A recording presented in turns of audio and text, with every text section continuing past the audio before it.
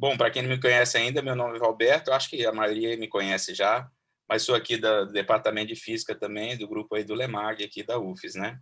O professor Andrea Paesano, da Universidade Estadual de Maringá, vai apresentar para a gente, falar dos semicondutores ferromagnéticos, fato ou fake, e o que revela a espectroscopia Mössbauer.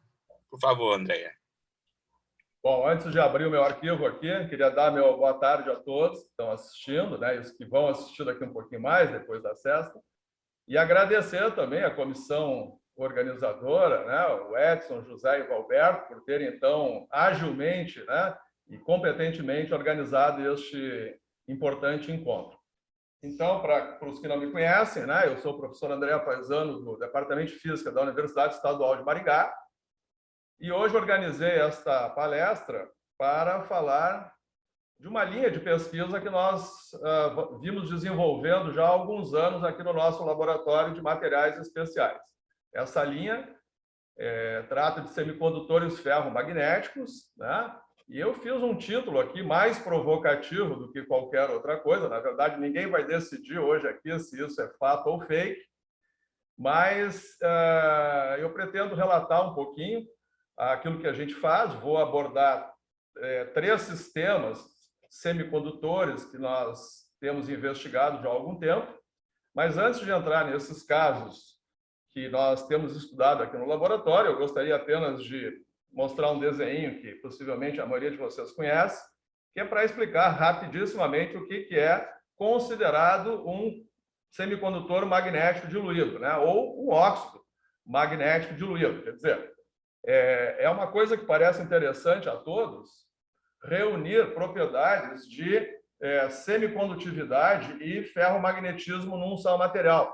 Isso pensando nas aplicações de spintrônica. Não é? Quer dizer, se a gente puder manipular uma corrente elétrica com relação à orientação do seu spin, isso é muito importante, faz parte da spintrônica, e se a gente puder juntar num só dispositivo as propriedades de semicondutividade e de ferromagnetismo, isso seria muito interessante. Daí que, né, há todo o interesse já há muitos anos em produzir um material que junte essas duas propriedades. Como vamos ver no decorrer da conversa aqui, isso não está sendo muito fácil. Tá? Então, quer dizer, qual é a ideia de fazer esse material chamado semicondutor magnético diluído, né? Ou a sigla é SMD, ou do inglês, né? DMS, Dilute Magnetic Semiconductor. A ideia é a seguinte, é pegar um semicondutor tradicional, né? Pode até ser um óxido, normalmente é um óxido, mas não precisa ser um óxido, e substituir um cátion que originalmente,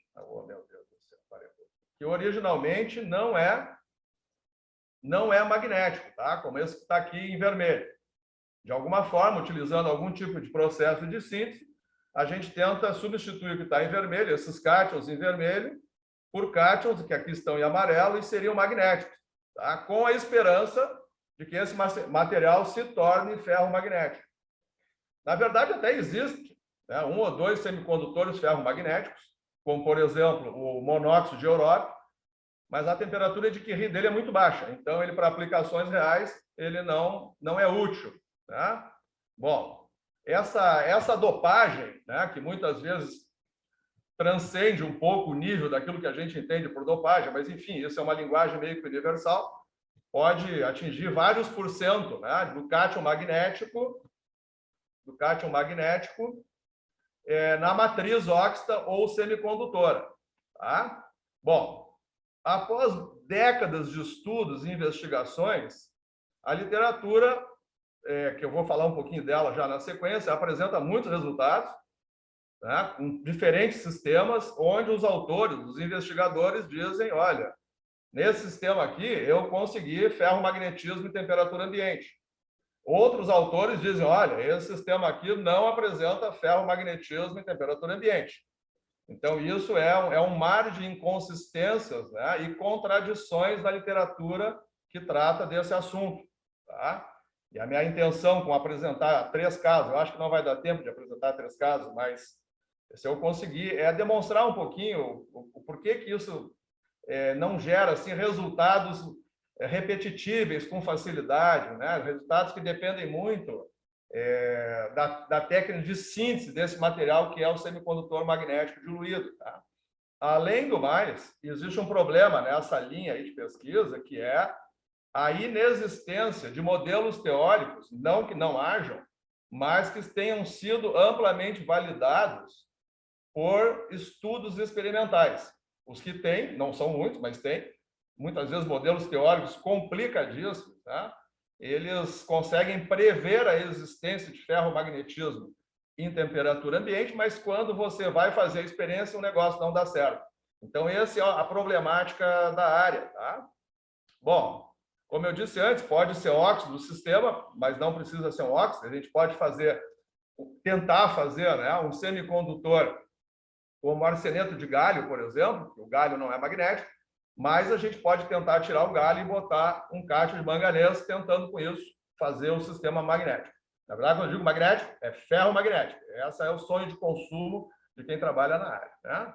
Bom, eu estive procurando um pouco a origem desse termo, né, dilute magnetic semiconductor. Fiz uma pesquisa no Web of Science, né, na verdade foi o meu staff que fez isso, né, eu só dei uma organizada no negócio aqui, e verifiquei o seguinte, que o termo aparece pela primeira vez em 1983. Né? Esse gráfico está à esquerda aqui, ó, tá? Olha aqui, ó, número de publicações. Então, a primeira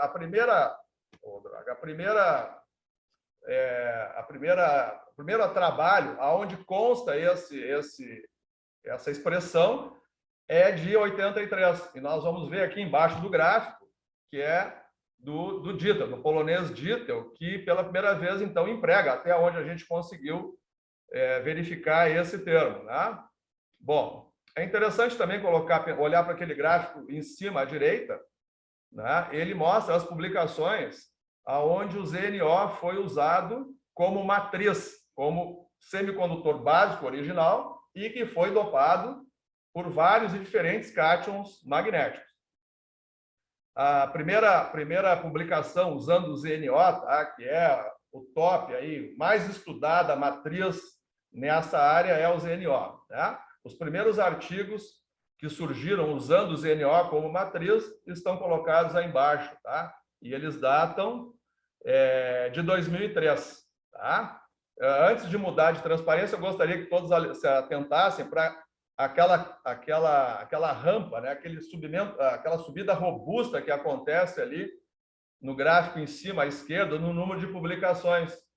Tá? Vejam que em 2000 deu uma subida rápida no número de publicações, e isso foi praticamente devido a um importante trabalho de Dittel, aquele mesmo que empregou a expressão originalmente, que publica na Science, no número da Science de 2000, uma previsão, né, que alguns semicondutores, particularmente aqui nesse gráfico está o nitreto de galho e o óxido de zinco, poderiam ter temperatura de Curie, ou seja, virarem ferromagnéticos em temperatura ambiente, né?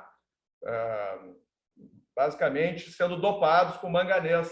Tá? Bom, isso animou muita gente. Né? Animou muita gente, e isso explica o porquê que em 2000 deu aquela subida violenta ali no número de publicações.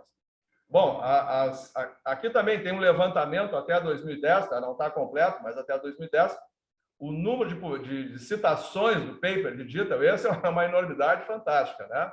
Quer dizer, ali depois de 2000 ele veio crescendo, e chegou aí uma média de 500 e pouco no fim da década de 2010. Tá?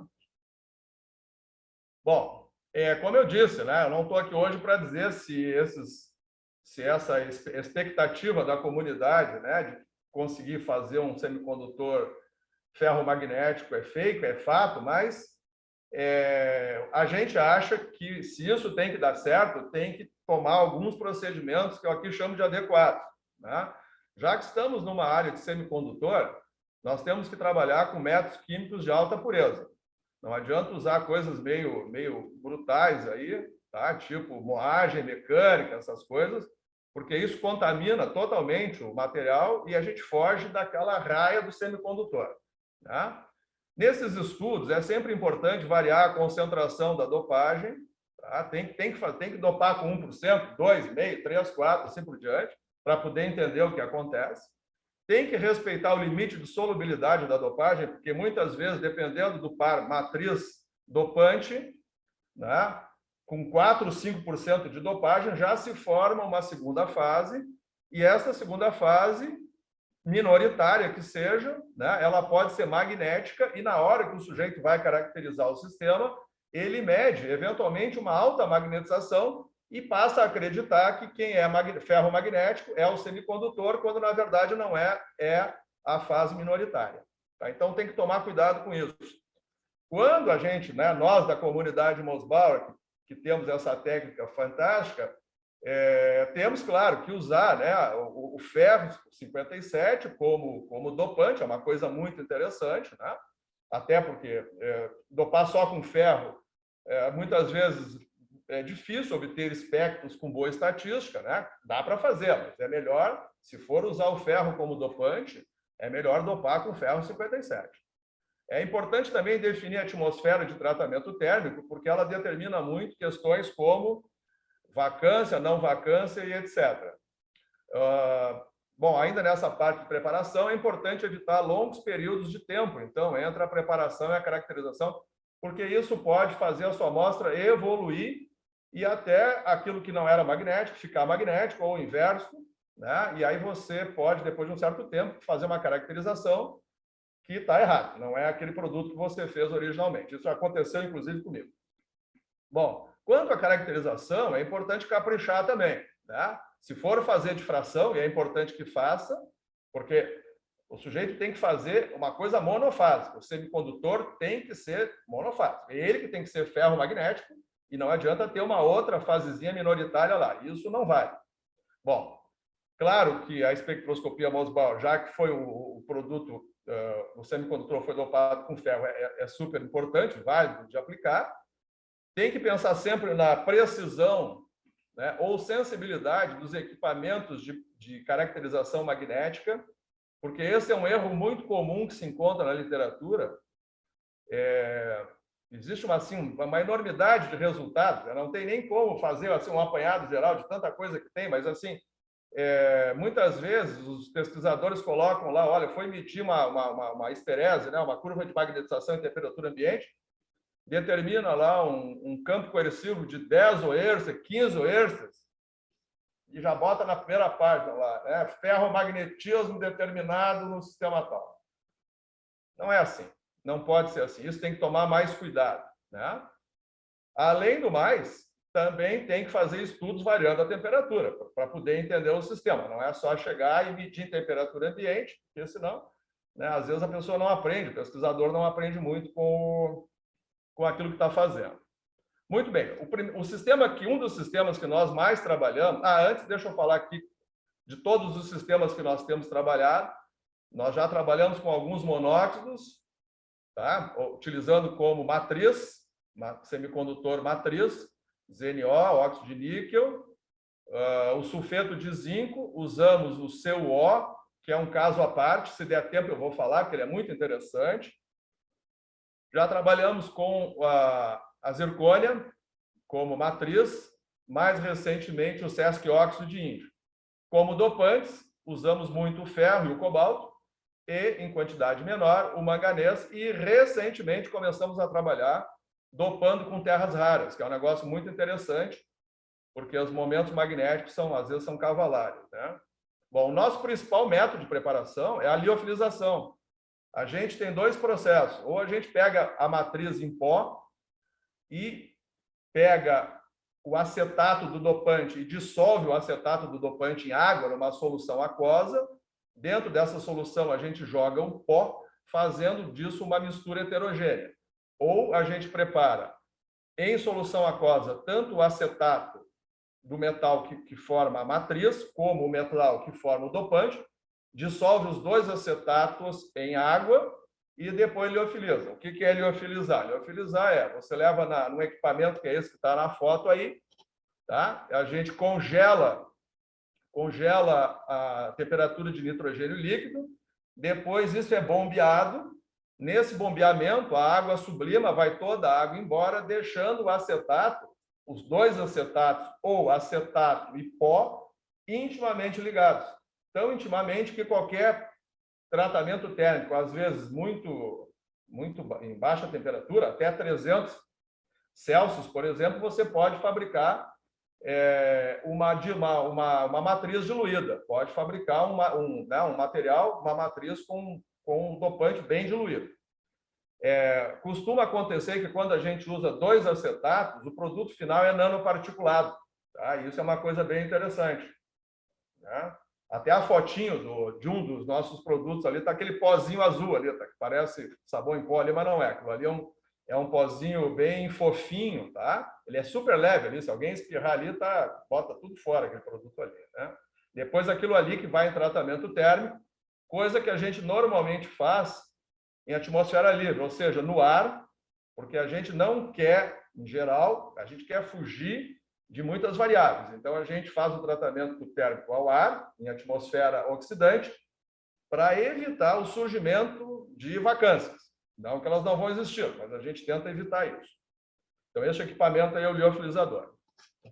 Bom, o sistema que nós mais trabalhamos até então, né, é o óxido de zinco, né, que é um semicondutor com band gap de 3,4 eletronvolts, dopando o óxido de zinco com ferro. Tá? À esquerda ali a gente pode ver como é que ficou os agregados, né? A primeira foto em cima ali à esquerda tem uns rods, né? Assim, uns paletes ali. Aquilo ali é o ZNO puro. E quando dopado, a foto está embaixo, a microscopia está embaixo, dá um produto que é uma forma mais de poliedro. Tá? Bom, esses difratogramas que aí estão, né, todos eles, à exceção da concentração de 6%, revelam que o produto é monofásico, né, com a estrutura da wursita, que é a estrutura do ZNO puro. Reparem que a escala, né, à esquerda ali, a escala de contagens, ela é logarítmica.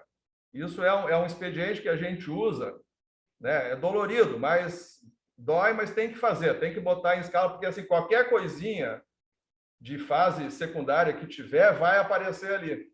Aí você descarta o negócio, porque não adianta ficar trabalhando, né? Bom, esses gráficos, esses 5 gráficos, né, de difratogramas que estão no meio aí, foram feitos num difratômetro convencional e deu para ver ali em cima que quando o X é 0,06, já começa a ter uma segunda fase, ali que tem uma estrelinha laranja. Tá? Bom, então a gente descartou essa amostra e só trabalhamos, então, com 5% de concentração de ferro. Daí para cima não adianta, tem outra fase, você vai estar estudando o negócio errado. Tá? Bom, os gráficos, os difratogramas da direita foram feitos no síncrotron. Tá? Eles corroboraram a pureza da amostra, não é? E também nos ajudaram, assim, pela largura de linha, pela largura dos picos, viu-se que é pouco provável que o ferro seja intersticial no ZNO e muito provável que ele seja substitucional ao ZN na matriz. Tá? Isso é uma coisa que dá para intuir um pouco da largura do pico quando a gente faz difração no síncrotron. Bom, vamos ao Mössbauer. 4 amostras, né, de 1% até 6%, caracterizadas aqui em cima à esquerda, em temperatura ambiente, todas deram espectros com jeitão paramagnético. Tá claro que eu medi, né? Aí não estou mostrando, mas eu medi em velocidade maior. Tá? E o melhor ajuste que se consegue é claramente com 2 dubletes. Não é a primeira vez que isso é feito, outros trabalhos na literatura também viram isso. Né? E a questão primeira questão é quem são esses 2 dubletes. Tá? Daqui um pouquinho eu vou tentar argumentar em prol de que um dos dubletes pertence a uma população de ferro, né? O ferro que dopa o ZNO, ferro que não se enxerga entre si, e a outra população diz respeito, né? O outro dubleto, o maior, diz respeito a uma população de ferro que se enxerga entre si. Quanto maior a concentração de ferro dopado, tá? Aquele dubleto em verde ali, que é o da população que se enxerga, fica cada vez mais evidente. As medidas de magnetização tomadas em temperatura ambiente, não dá para ver aqui porque não tem um zoom, tá? Mas mostraram assim, remanência nada e campo coercivo quase nada, tá? No entanto, né, quando a gente olha essa curva de magnetização aqui, magnetização por campo obtida a 5 Kelvin, já parece que tem ali uma esterese naquela curva em vermelho, tá? Bom, só para concluir o Mössbauer, tá? Claro que pelo isomer shift, pelo deslocamento isomérico, dá para ver que todo ferro é trivalente, né? Coisa que na literatura aí quem não usa Mössbauer às vezes acha que é ferro 2 e conclui que é ferro 2, etc, etc. Então, botou ferro na parada, já temos essa ferramenta fortíssima aí para dizer a quem pertence os eventuais momentos magnéticos existentes, né? Bom, diminuindo a temperatura dessas amostras, em particular de 1 e 4%, a gente vê que aí para os 50 Kelvin começa a desdobrar uma parte do espectro, tá? E isso aí foi ajustado com uma distribuição, isso está valendo para ambas as amostras, né?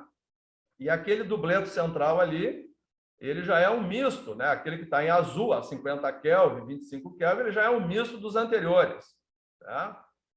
Bom, então o que está acontecendo aí, né? Quer dizer, a gente tem em temperatura ambiente 2 dubletos e em baixa temperatura um terceiro dubleto, que, de acordo com a nossa interpretação, é só uma sobreposição do 1 e do 2 que a gente não consegue mais resolver no espectro, tá? Muito bem. A amostra 5% praticamente confirma, né, o comportamento com temperatura das outras. Tem uma medida aí a 4 Kelvin, em que parte da distribuição vira um sexteto, né? E se a gente, então, grafica o campo magnético hiperfino, dá aquele gráfico que vocês estão vendo ali em cima à direita, com bolinhas azuis ali. Então, isso é 0 até 150 Kelvin, depois parece que algo acontece, e ali, pelo entorno de 50 Kelvin, mais uma outra transição parece que está acontecendo ali, tá? Bom, tentando solucionar isso aí, nós fizemos curvas de magnetização por temperatura, são essas que estão à esquerda aí, tá? E o que a gente verificou foi o seguinte, que em temperatura ambiente a magnetização resultante é 0. Temos ali os dois protocolos, né? F6 e FC, o vermelho é FC. E a gente vê que a terminação das curvas ali no limite de baixas temperaturas é algo que lembra muito sistemas do tipo vidro de spin, de acordo com o que a gente olha pela literatura, tá?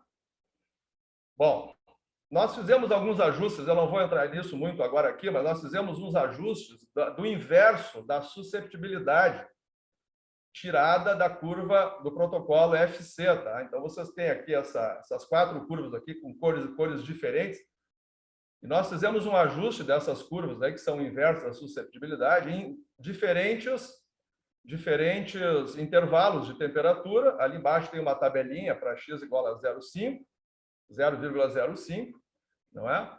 Onde a gente consegue mostrar que aquele N ali, existe um modelo aí na literatura que mostra isso, aquele N que está ali, que foi ajustado sem ser preso nem nada, não é? Ele começa valendo 1 numa certa faixa de temperatura, depois 1.1, depois 1.2, né? A literatura fala muito que quando ele chega a 1.4, a gente entrou numa fase de spin, tá?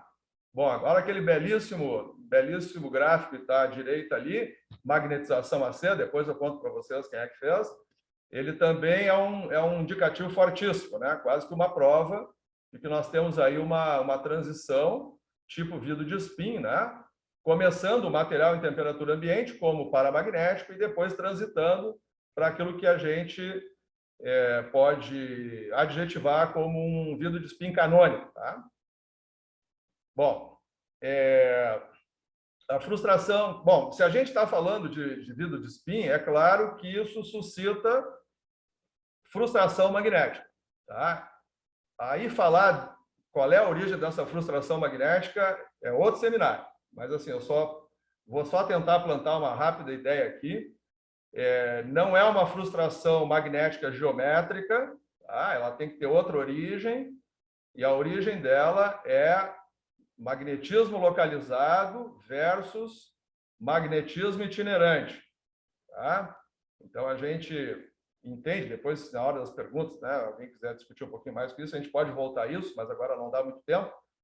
Tá? Mas é uma coisa simples. Quando você dopa muito a sua amostra, os momentos magnéticos começam a ficar muito perto uns dos outros. Tá? Com isso, digamos assim, privilegiando um acoplamento antiferromagnético.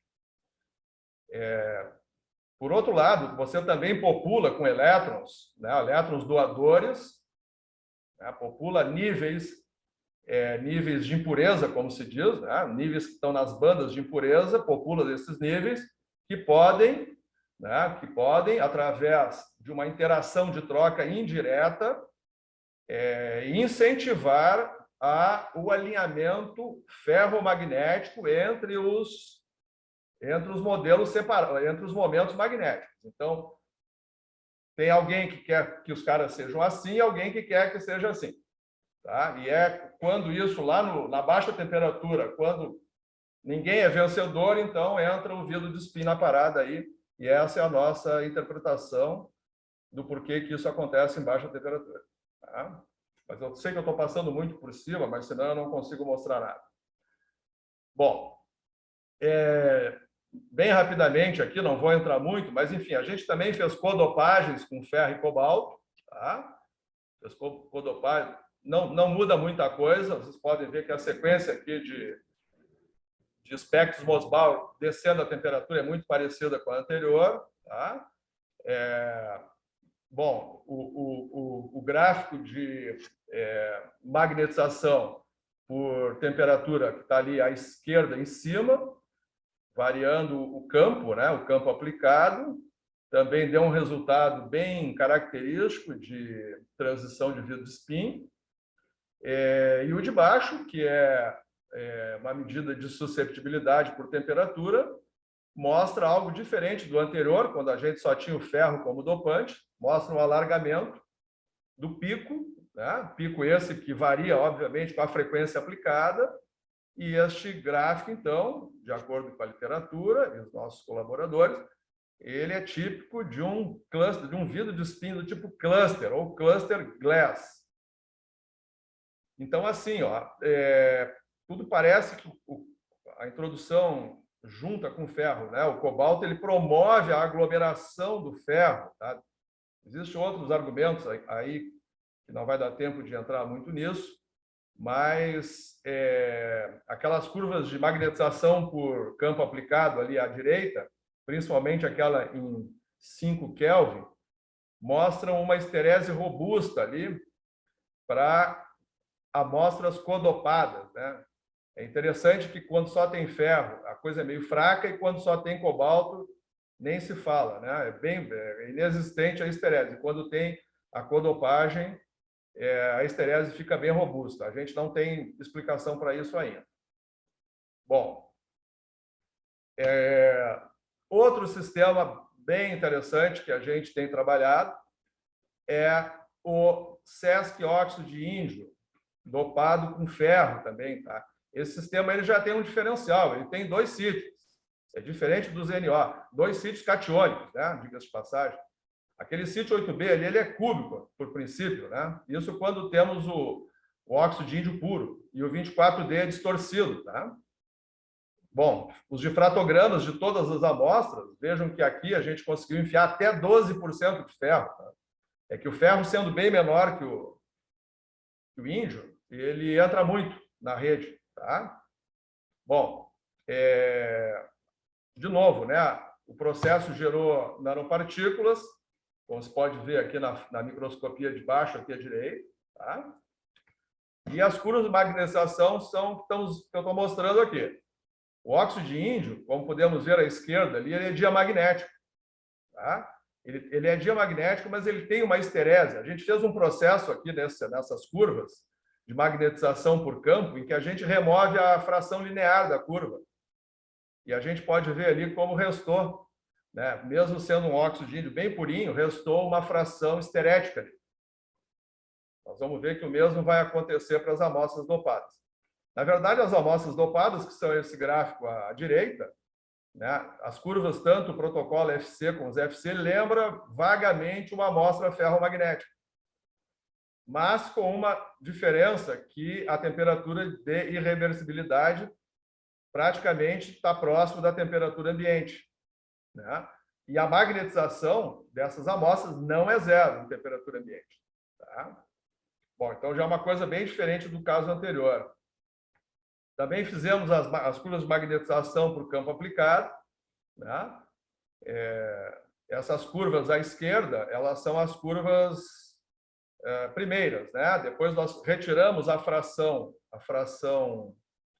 linear dessas curvas e à direita está o que sobrou, né? Mostrando que em 10K sobrou ali uma parte esterética que tem um campo coercivo bem parrudinho já, de uns 1000 Hz, né? Enquanto que embaixo, em temperatura ambiente, o campo coercivo ali é de menos do que 100 Hz. E a gente não se atreve muito a dizer que isso aí é ferromagnetismo, né? Tá? Pode ser que sim, pode ser que não. Isso aí teria que repetir um pouco essas medidas, talvez fazer com equipamentos de maior sensibilidade, não sei. Mas não nos parece assim que é uma coisa muito fácil de cravar, né? Que nós fizemos um semicondutor ferromagnético. Bom, Andrea, 5 minutos, tá? Quanto? 5 minutos. Tá bom. Claro que eu não vou terminar, mas vamos lá. Bom, aí nós fizemos Mössbauer dessas amostras, né? Do óxido de índio dopado com ferro, tá? E, enfim, todas essas séries que estão aí descendo a temperatura, todas essas foram ajustadas, né? Inicialmente com um dubleto e uma distribuição, e depois, à medida que a temperatura é reduzida, não é? Essa distribuição ela acaba por se tornar um sexteto lá em 4,2 Kelvin. Tá? Bom, claro que essas contribuições, né? Elas podem ser divididas entre os dois sítios. Tá? Então, aquilo que começa como distribuição e termina em sexteto, por uma questão de área, né? Por uma questão que eu já vou mostrar aqui, que talvez seja o meu último gráfico, dá para atribuir isso ao sítio 24D. Tá? E aquilo que começa com um dubleto e depois vira uma distribuição ao sítio 8B. Bom, isso, claro, não veio do nada, mas a gente fez uma análise da ocupação usando as áreas subespectrais, como a gente pode ver à esquerda aqui. Tá? Vamos pegar aquele gráfico do meio ali, x igual a 8%. Aquelas bolinhas pretas ali são a área subespectral daquilo que começa como distribuição e termina como sexteto. Vejam que aquela área ali é constante, né? E a soma do azul e do vermelho também dá uma coisa constante. Aquele gráfico que está à direita embaixo ali com barras mostra, né, a ocupação, uma média na temperatura das duas componentes. Então, o que está em azul ali começa com 23%, vai a 56% e chega a 65%. Então, ele está aumentando e a gente, então, está entendendo, não é, que essa barra em azul, ela, de fato, ela corresponde à componente respectiva ao sítio 24D. Tá? Então, bom, a gente conseguiu com o Mössbauer, então. Isso que o Mössbauer está revelando também. Tá?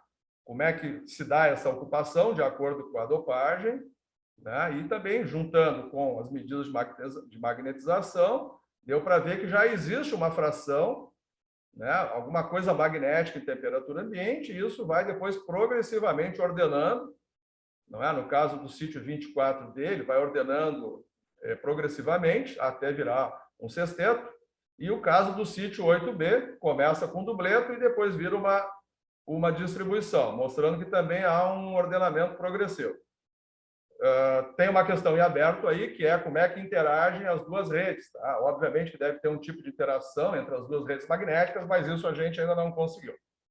Bom, eu sei que meu tempo terminou, eu fico para o próximo Jacques Danon, então. Eu ia falar no sistema óxido de cobre dopado com ferro, que também é muito interessante, porque ele não é um semicondutor magnético diluído muito estudado, né, no sentido que o cátion cobre ele tem momento, tá?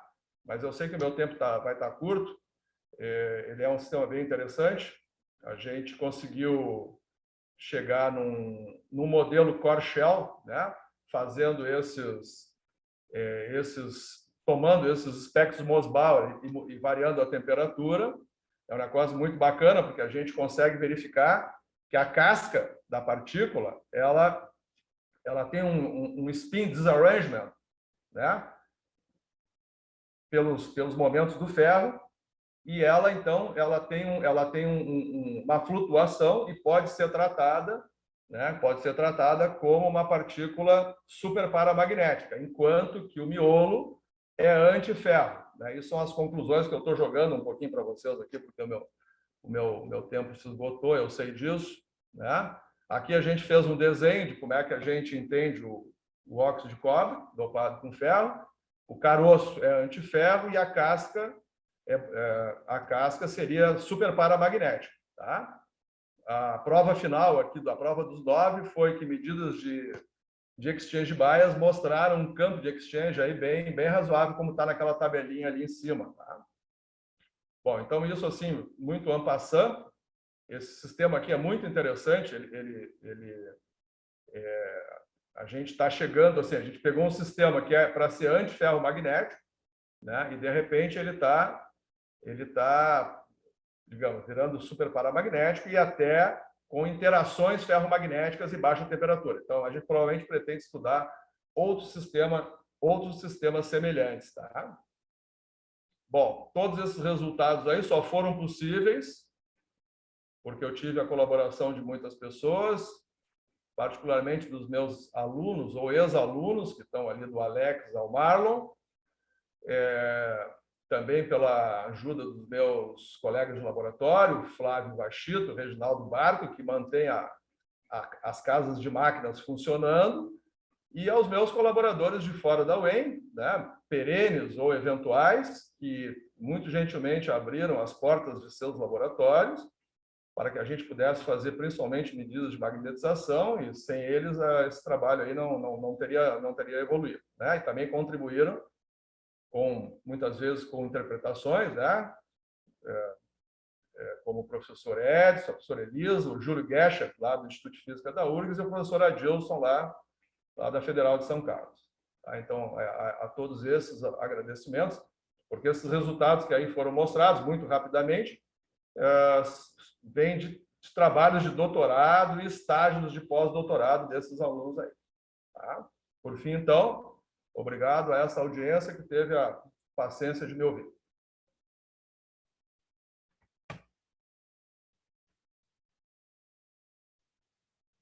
Deu, Roberto? Roberto, você tem que abrir o microfone. Desculpe. Então, obrigado, Andrea, pela apresentação, tá? Que se mostrou assim, bem interessante, como estão sendo as outras também, e por ter cumprido aí o horário também, né? Certinho, grato aí. E temos, então, tempo para algumas perguntas, tá? A respeito disso aí. Quem quiser fazer, pode se pronunciar aí. Cláudia. ¿Quién es? Yo, Claudia. Bien, Claudia. Andrea. Muy interesante el seminario, Andrea, muy interesante todo lo que mostró. Nosotros hemos trabajado bastante en estos sistemas, en dióxido de titanio y dióxido de estaño, principalmente. Y en dióxido de titanio, solo un comentario más que una pregunta para conversar sobre el tema nada más. En dióxido de titanio, nosotros por cálculo de primeros principios, vimos algo parecido a las conclusiones a las que Bosé llega, porque vimos que en el borde de grano, el dopaje electrónico, el hecho que haya carga en los bordes de grano, ¿no? Lleva a un acoplamiento ferromagnético. En el bulk es antiferro, pero en los bordes de grano, debido al dopaje electrónico, lleva a un acoplamiento entre los espines. Esto en el sistema dióxido de titanio. Sí, dióxido de titanio. Así que solo ese comentario. Y preguntarle, ya que estás en el tema, sobre el tema de los óxidos puros, porque también se ha observado, no podemos ayudar con Mössbauer en ese caso, pero es muy común, hay muchos sistemas donde hay óxidos puros que han mostrado ferromagnetismo. También coincide que es un ferromagnetismo superficial, originado por defectos, ¿no? Y COI tiene un modelo que lo llama algo así como energía del punto cero, fluctuación de campo cero, alguna cosa similar, ¿no? Entonces quería saber tu opinión sobre los sistemas puros y si conoces ese modelo. Sim, nós nunca trabalhamos, digamos assim, de forma dirigida para sistemas puros, mas eu verifico que a literatura traz muito disso. A ponto que muitos referis, muitos revisores dos nossos artigos sempre nos perguntam por que vocês não falam nada das vacâncias, né? Principalmente das vacâncias. Pois é, por isso que a gente sempre faz tratamento térmico em atmosfera oxidante, para evitar, digamos assim, vacâncias ao máximo, né? O que acontece? Um sistema produzido, um óxido puro produzido em atmosfera oxidante, o número de vacâncias é muito baixo.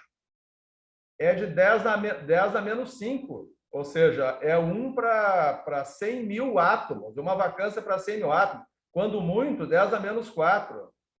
É claro que essas vacâncias existem, tanto é que você deve ter visto ali que no óxido de índio, ele é diamagnético, mas ele tem uma fração esterética. Aquela fração esterética não é impureza, não. Aquele óxido é bem limpo. Mas é uma coisa muito pequena comparado com algo que é 1, 2, 3, 4 para cada 100. Né? Então, uma coisa é 3 momentos de ferro para cada 100 átomos da rede, 100 cátions. A outra coisa é 10 a menos 5 vacâncias para cada, entendeu? Bom, isso é uma coisa. Agora, quando o estudo foca especificamente o óxido puro, aí é outra coisa. A gente não faz isso, mas eu acredito. Acredito porque aí o que acontece? Normalmente esses estudos são feitos tratando-se termicamente em atmosfera redutora, aumentando muito o número de vacâncias. Aí o magnetismo parece ser bem pertinente. Mas eu acho, sou da opinião, que é melhor separar os estudos. Obrigada, Andrea. Muito bom trabalho. Andrea, eu tenho uma pergunta também, né? Duas perguntas, na realidade, né? Uma mais no contexto da preparação das amostras e análise, e outra do ponto de vista mesmo mais físico-magnético. Então, a primeira é a seguinte, logo no primeiro slide, você diz que não é bom deixar muito tempo entre a preparação e a análise das amostras, né? Então, eu imagino que tem um efeito de envelhecimento aí, né? Isso. E você pode comentar um pouco a respeito disso aí? É até meio duro para mim, que eu já divulguei dados equivocados, tá? Ainda bem que não foi para publicação, mas nós aprendemos na pele isso aí. Os nossos primeiros estudos foi num sistema irmão desse que a colega falou ainda há pouco, né? Foi no sistema ZrO2, né? ZrO2. Aí nós dopamos com ferro e passou muito tempo, tá? Quando fomos ver, aquilo estava oxidado. Quer dizer, mas no primeiro momento a gente acredita no que quer acreditar, no que é bom. Então, olha, está magnético e tal. Então a coisa é um pouquinho complicada. Eu diria, eu não sei te estabelecer, olha, tem que medir, fazer a amostra nesse dia e medir até tal dia, tá? Mas assim, a gente guarda com todo cuidado aqui, em vácuo, com sílica no dessecador e olha, assim, a orientação que eu dou para os meus alunos é não passar de 2 semanas. Eu acho que a partir daí começa a oxidar e, eventualmente, começa a aparecer coisa magnética. Esse é o problema. Entendi. Né? Entendi. Porque eu tive pensando que se conseguisse um meio de, já que a gente sempre pensa em aplicação, né, se conseguisse um meio de passivar, né, a amostra seria uma coisa muito interessante, né? Pois é, pois é. Veja que nós estamos assim, parece que, né, todos aqueles que são dessa linha estão no estágio tão anterior que a gente ainda nem chegamos nesse ideal aí, né? Ainda estamos sofrendo com oxidações, né? É um problema isso, mas então tem que medir meio logo, né? Assim, quem pode tem que sai da máquina, seja processo de sol-gel, co-precipitação, o que for, sai do laboratório, vai no raio-x, faz o difratograma e guarda e faz o Mössbauer no outro. Esse é o ideal, né? Assim, em alguns dias, né? Porque senão depois pode chegar a um resultado errado. Entendi. E, André, outra pergunta. Você acha que é possível, né, o que garante que você não tem assim, precipitação de regiões magnéticas dentro da sua amostra? Ou por outra, é possível isso não ser identificado no raio-x? Claro que é. Né? Quer dizer, mesmo um raio-x com todas aquelas infinitas contagens que eu mostrei ali, beirando 60 mil, 50 mil, factualmente é sempre possível ficar alguma coisa escondida, né? A questão é, se essa fase minoritária ela tem magnetização suficiente para te induzir ao erro, ou seja, você mede aquilo que você acha que é puro e homogêneo, né? Detecta um sinal magnético e fica feliz e diz, olha, o meu semicondutor é ferro magnético. Quando, na verdade, quem é aquela fazinha nanoscópica que pode estar escondido ali. Então, todo cuidado é pouco, né? Tem que andar meio assim, ovos nisso aí, né? E a questão também, eu não sei se foi exatamente isso que você falou, mas a questão talvez digamos, da concentração, não sei se é bem isso que você quis dizer, a concentração de íons magnéticos, né? Isso aí também é uma outra questão, né? Se o teu processo de síntese não é um processo que, digamos, consegue diluir de forma homogênea, mesmo que a fase cristalográfica ou fase química não mude, né? Num certo ponto, né? Sei lá, uma nanoárea ali da tua amostra, né? Mesmo pode dar um resultado diferente, né? Quer dizer, aquele ponto pode estar contribuindo de forma diferente, né? Então, eu acho que é uma preocupação, sim, a efetiva e boa diluição, né? Não sei se era isso que você estava falando, mas... É por aí mesmo, por aí mesmo. Eu acho que Mesmo. a gente sempre vai... Isso aí é uma coisa que vai ficar assim, muito com o pé atrás. É difícil controlar muito bem isso, né? Tem que ter várias técnicas, etc. Tá? Mas é o ideal a ser perseguido, com certeza. Pode ser uma pergunta, desculpe. O Roberto quer perguntar, eu acho.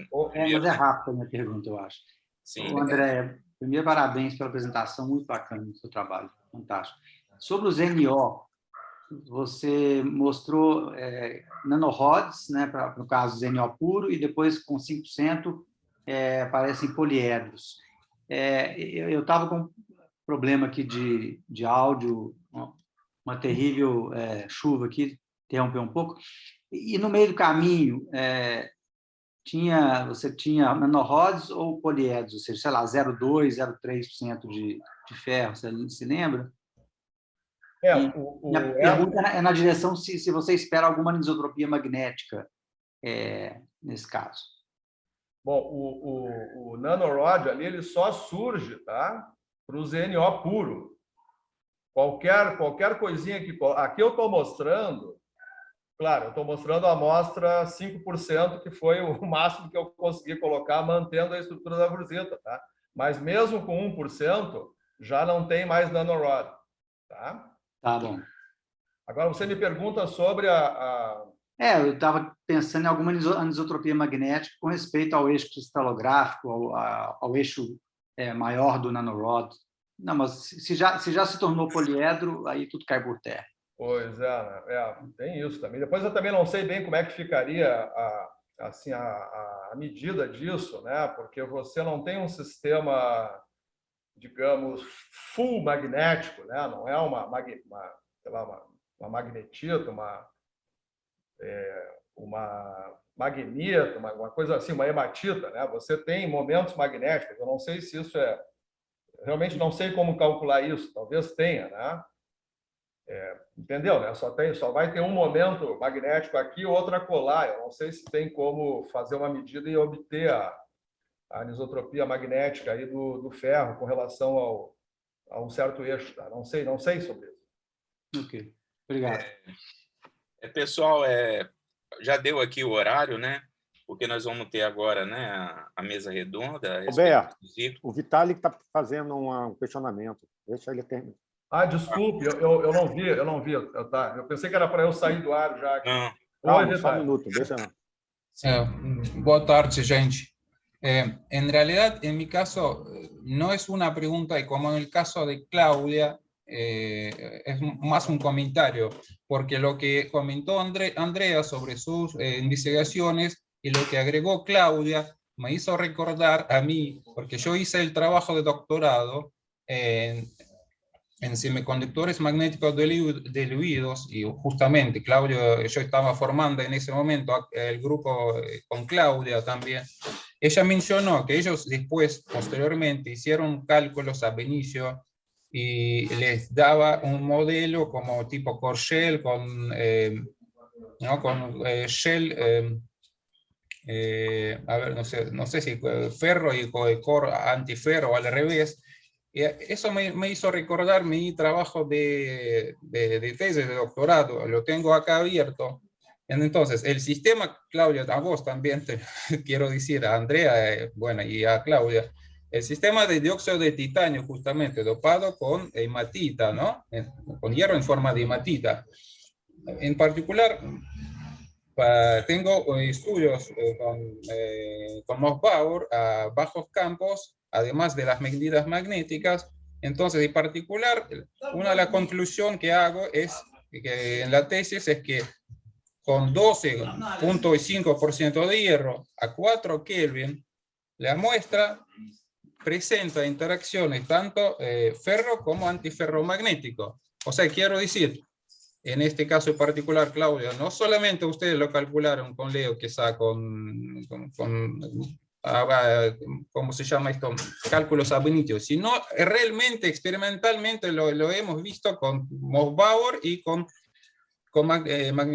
técnicas de magnetización. Lo que sí, lamentablemente, yo después de 2010 terminé de trabajar con este sistema y eso quedó en nada. Pero quiero decir que, bueno, un sistema parecido a lo que trabaja Andrea, bueno, en realidad me había mostrado los resultados muy similares, y bueno, pero lamentablemente para mí eso no tuvo continuación. Bueno, solamente eso. Uma perguntinha, eu quero aproveitar o seu comentário. A matriz era qual, hein? La matriz fue de dióxido de titanio, Dióxido de titanio, tá. É dopado con a mesma que a Cláudia falou, né? Hematita. Tá. Entendi. Obrigado, André. Tá bom. Obrigado você pelo comentário. Obrigado a todos, tá? André, então, obrigado de novo aí pelas discussões, pela apresentação aí.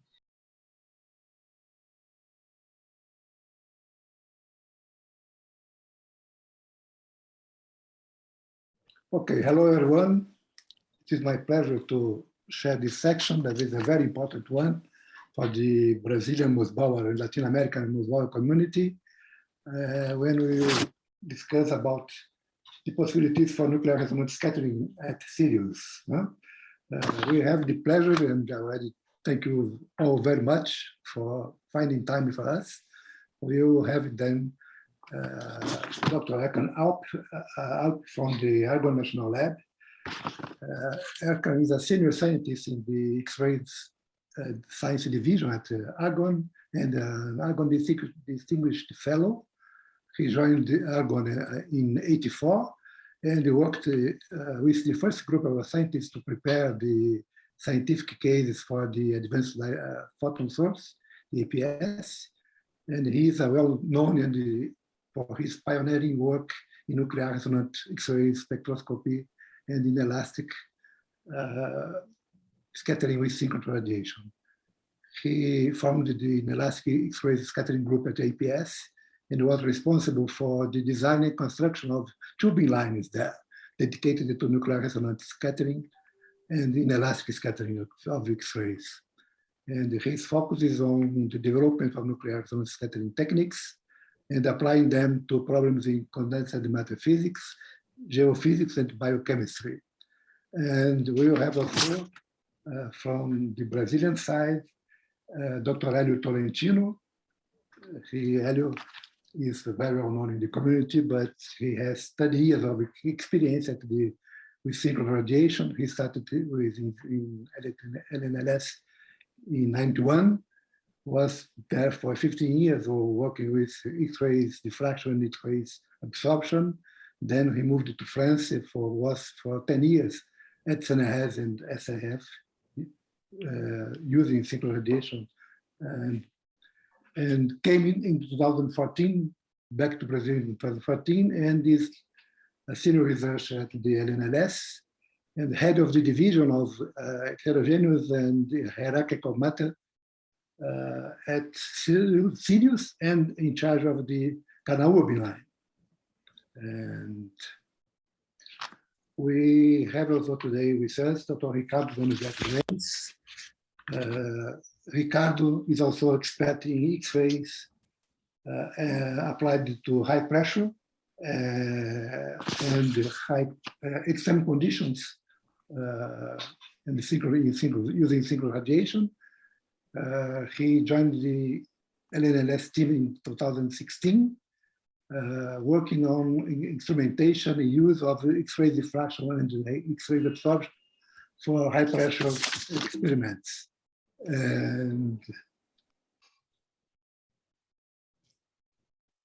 And since March 2020, he's leading the EMA group for extreme conditions at Sirius, experimental extreme conditions at Sirius. I would like to, it is really a great pleasure to have you all in this round table, in this discussion. And before giving the microphone to Dr. Ercan, I would like to have Helio Tolentino for his initial considerations from the side of the Sirius and CNP. Please, Helio, the microphone is yours. Okay, thank you, Valdemar, for this introduction.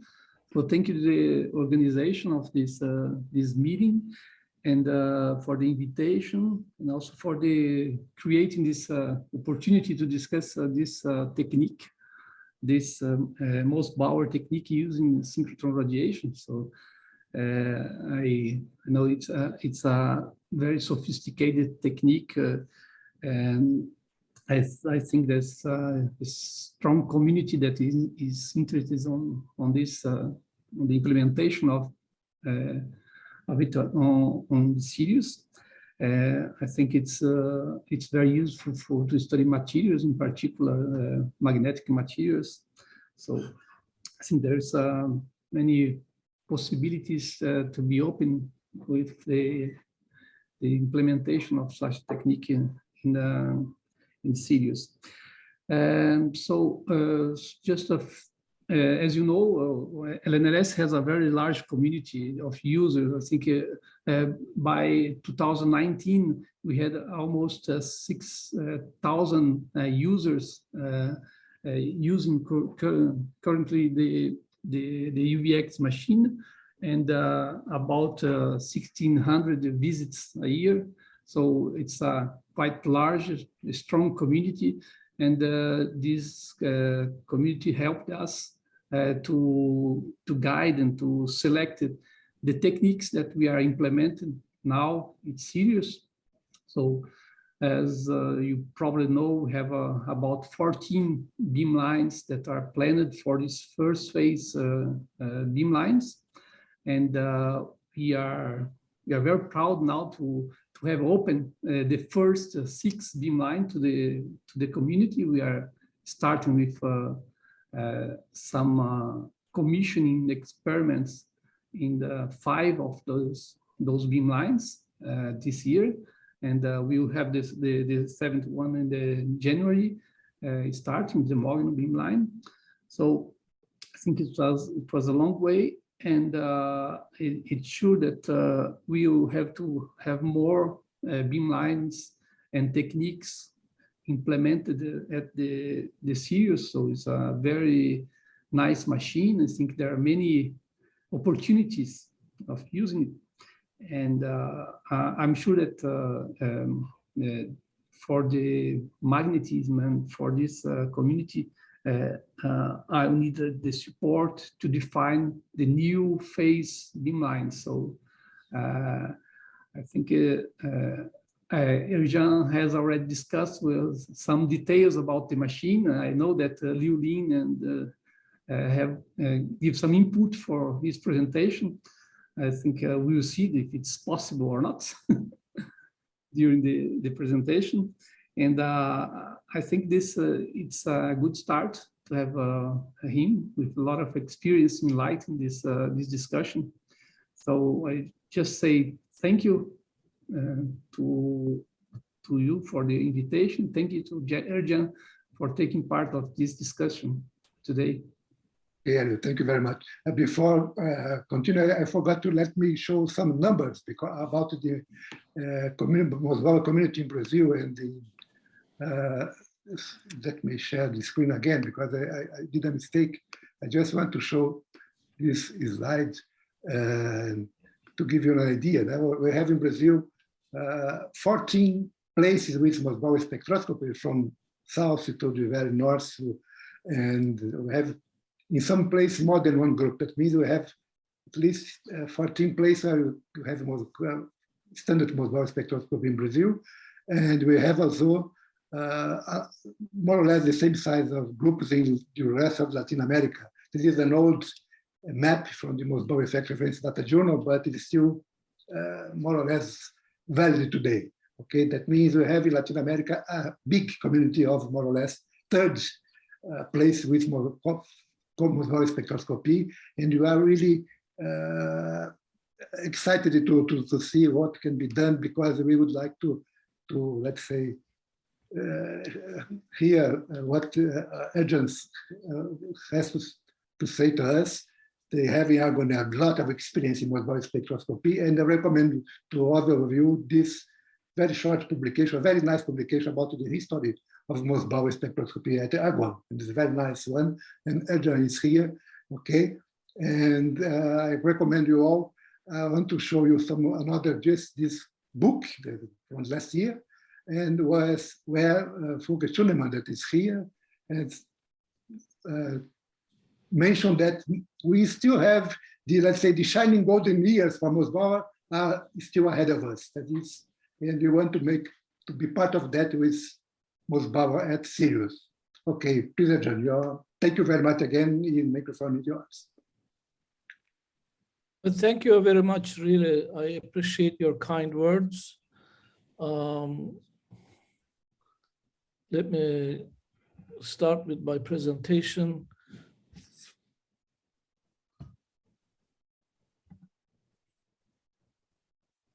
I hope you can see this, right? Yeah, right. Yes. Excellent. Well, first of all, let me thank Edson for the invitation.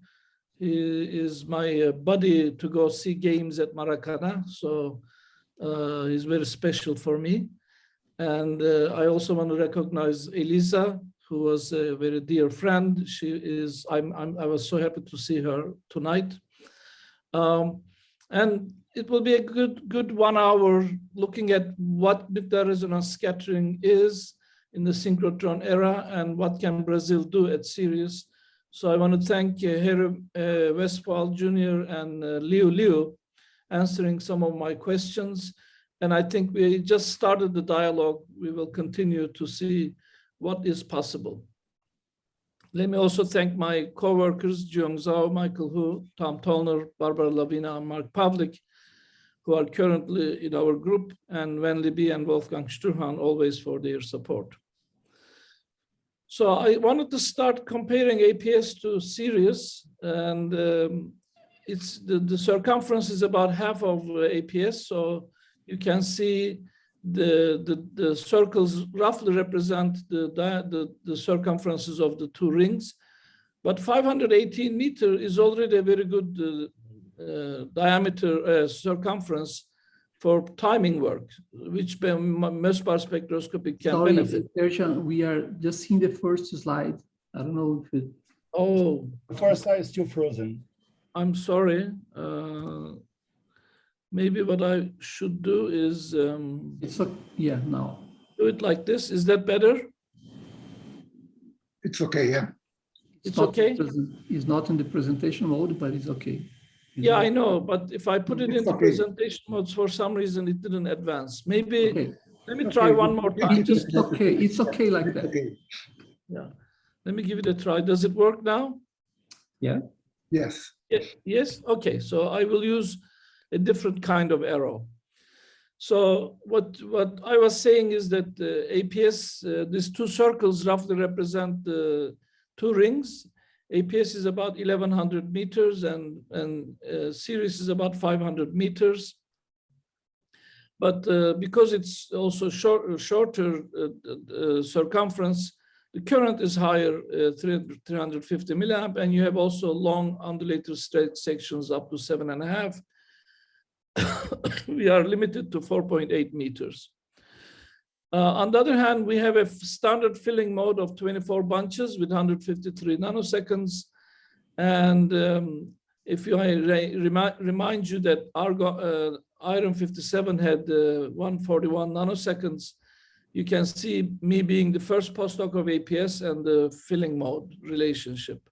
So we also have a hybrid mode, which we implemented years later, where we could put 16 milliamp at one side of the ring and the rest 84 milliamp on the other side.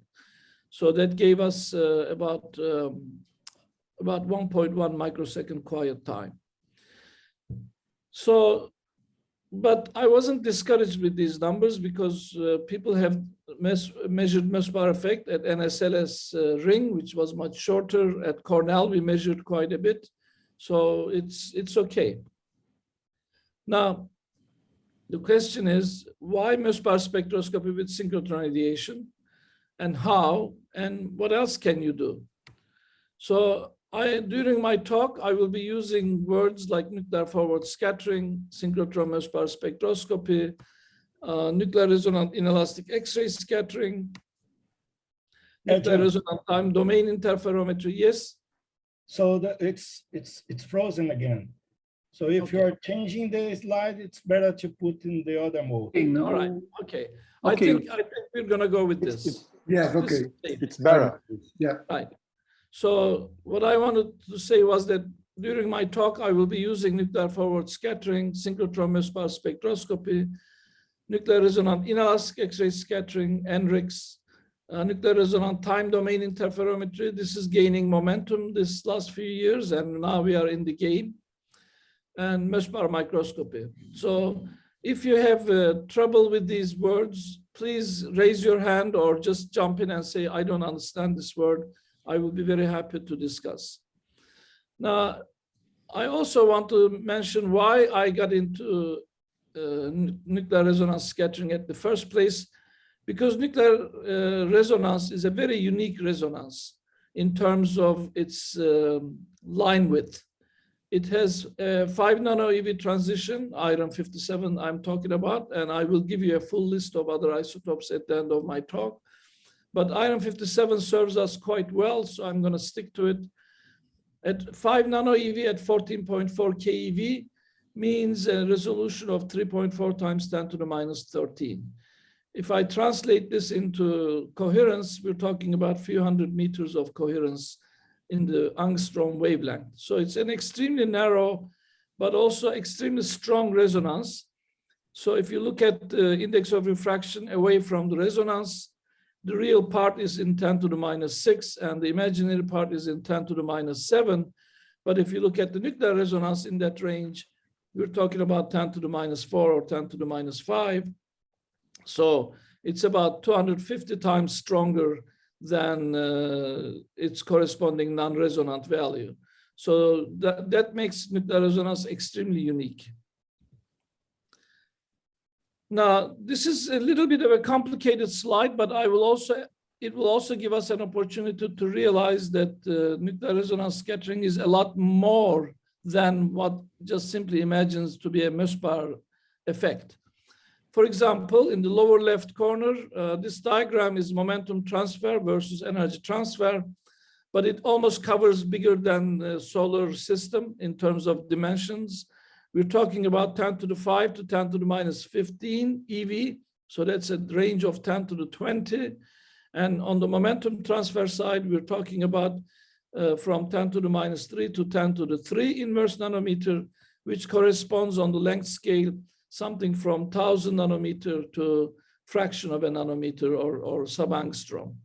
So in this very large frame, we can see the nuclear resonance popping up at different locations. For example, in nuclear forward scattering, which will be equivalent to Mössbauer measurements in the lab, we can see that we cover very low momentum transfers and also very low energy transfers. On the other hand, nuclear resonant in-house scattering, where we measure phonons, we're covering a very large momentum transfer range, even though it's integrated.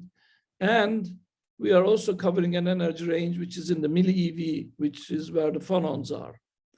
And more recently, we have implemented time domain interferometry, which is in a very sophisticated version of the Rayleigh scattering of the Mössbauer radiation. Some of the old timers will remember a good work coming from Italy on Rayleigh scattering. Now we can do a lot better with the synchrotron radiation. So as you see, in a very large area, we have found ourselves very unique regions where there is no other technique that actually can cover what we can do. So to compare the two methods, simplest way, here we have the radioactive source, which we love, and here's our Mössbauer drive, which we love. We put an absorber, we put a detector, and we measure as a function of Doppler velocity. Well, at the synchrotron, things are a little bit more complicated. In principle, we take the X-rays out, we put through an iron-containing sample, and we put a detector and we measure in the time domain. So it looks fine, but until you invite a hardcore Mössbauer spectroscopist to your lab, and then they are bewildered because everything looks different. But there are good reasons to use the synchrotron. For example, when we make a measurement, Mössbauer measurement, we are always plotting the uppermost region from 1 to 0.9. So in reality, sorry, just a second.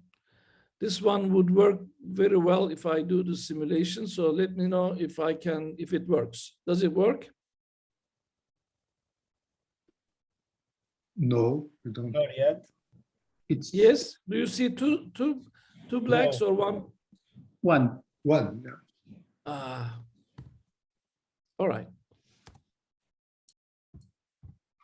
So my simulation doesn't work, but I know how to go around it. So if you look at in reality, all the black region we are counting is the background, and the signal is only this yellow region, which is really 1% on a best case scenario. Usually it's 0.1%. So we're collecting data for days and weeks sometimes, but most of the time we're really collecting noise. At the synchrotron, you may have a single photon, but your signal to noise ratio is 10 to the 5/1. So this 10 million improvement in the signal to noise ratio makes certain experiments possible, which would be impossible to do at the beamline, at the lab. This includes high pressure experiments, very dilute samples, samples that are under conditions where it's not suitable to get a Mössbauer spectrum, and tiny samples like in the nanogram range. So one reason was signal to noise ratio. The second reason is the brightness. If you look at a 10 millicurie cobalt source on the right, we end up with 10 to the 11 photons per second if you put it into per EV and per steradian physical dimensions. In the same units, the synchrotron beam this is a very conservative estimate, 10 to the 23 photons per second per eV in a steradian. So this 12 orders of magnitude improvement in the brightness is what makes synchrotron radiation very unique for certain applications.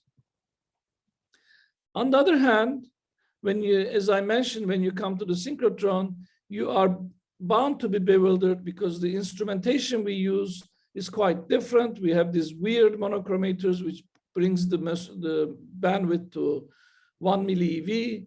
We have X-ray mirrors to focus the beam.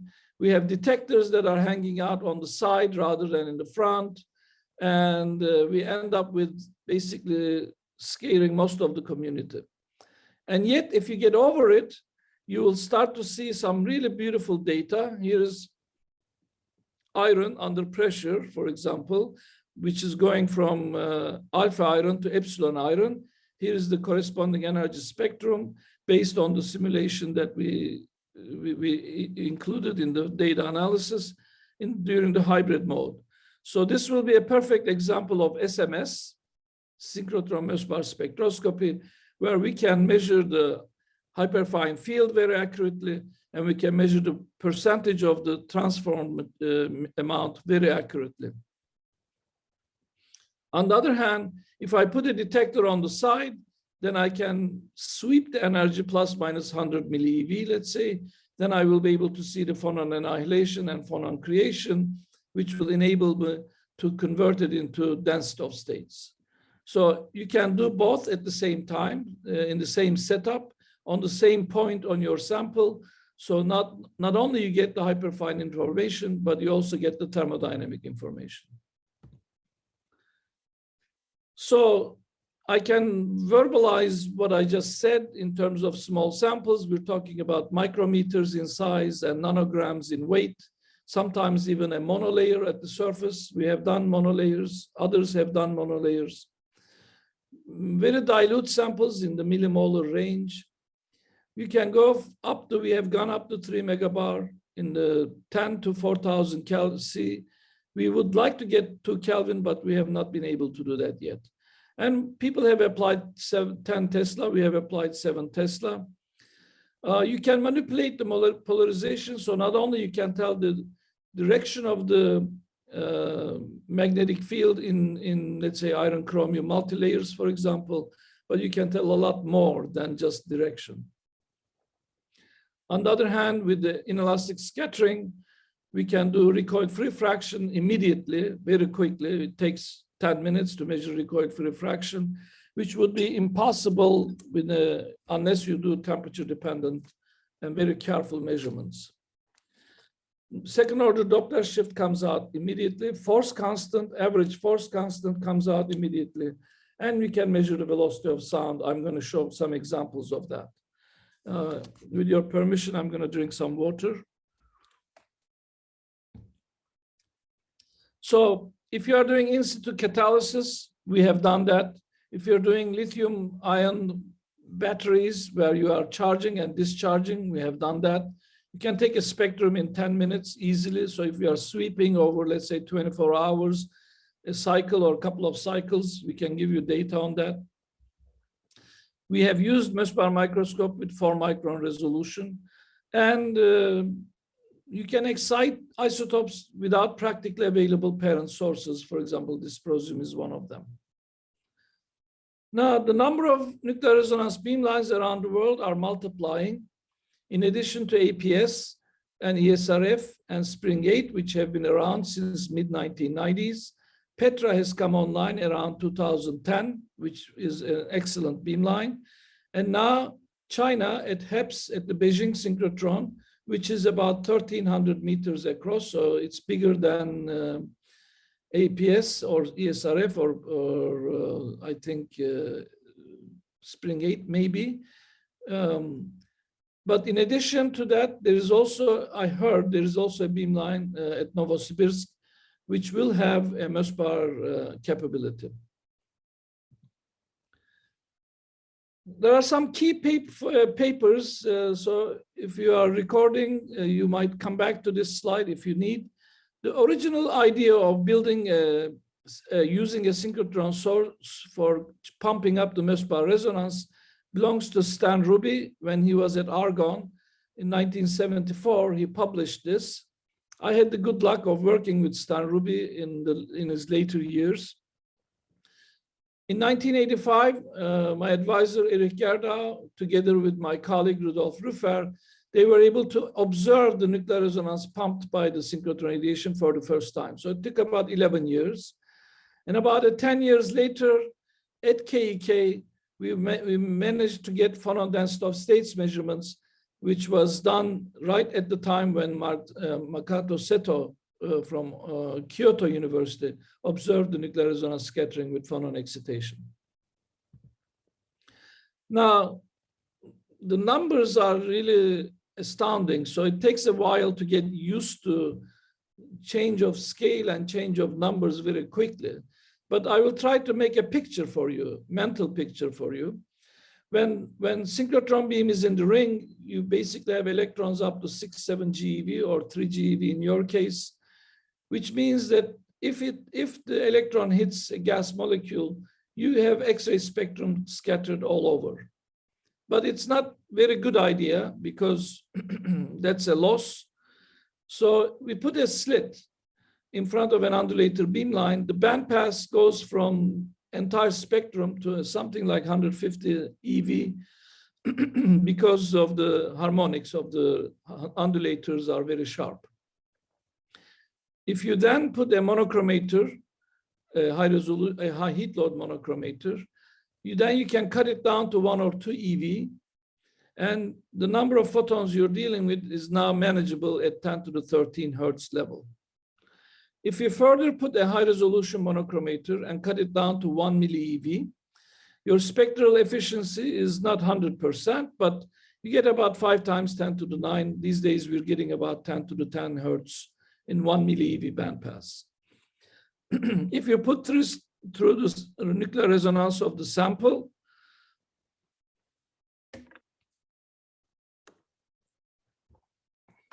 then we're talking about 10 nano EV typically, and maybe somewhere between 1 Hertz to 10 to the 5 Hertz. So we start with kilowatt, we drop to watt, we drop to milliwatt, we go to microwatt, and then picowatt. But that 1 Hertz comes on a background of 0 background, so it's beautiful. You can collect a spectrum with 1 Hertz, and it's actually something we do very often. Now, there's a fundamental question here. When you measure a spectrum in the time domain, you have these beautiful oscillations, which correspond to splitting between the hyperfine energy levels. But you can do this measurement with a single photon. So it's really the photon interfering with itself, which through nuclear resonance that we end up with this kind of spectrum. This was obtained during the hybrid mode, and you can use the software that fits this data to give you an energy correspondence of the spectrum. And here you can see 2 lines coming from alpha iron and 1 line coming from stainless steel. And I will explain how we get these 2 beam lines later. Now, I mentioned Stan Ruby. Stan used to look at this spectra and say the following: because the time spectra sings like a symphony played by a well-tuned orchestra, he loves it. And I learned to love it also because it's really such a pleasure to work with spectra like that. Now, in addition to Stan, Argonne had its share of Mössbauer luminaries. So I inherited really a very rich inheritance from people like Mark Calvius. We lost them, I think, in the last 2 weeks. Gopal Shenoy, who also passed away in about 2 years ago. Gil Perlow and Harry Lipkin. So I was a child near them, and I still am. So I mentioned that in the hybrid mode, we can make very nice measurements, but we can also make nice measurements in the 24-bunch mode.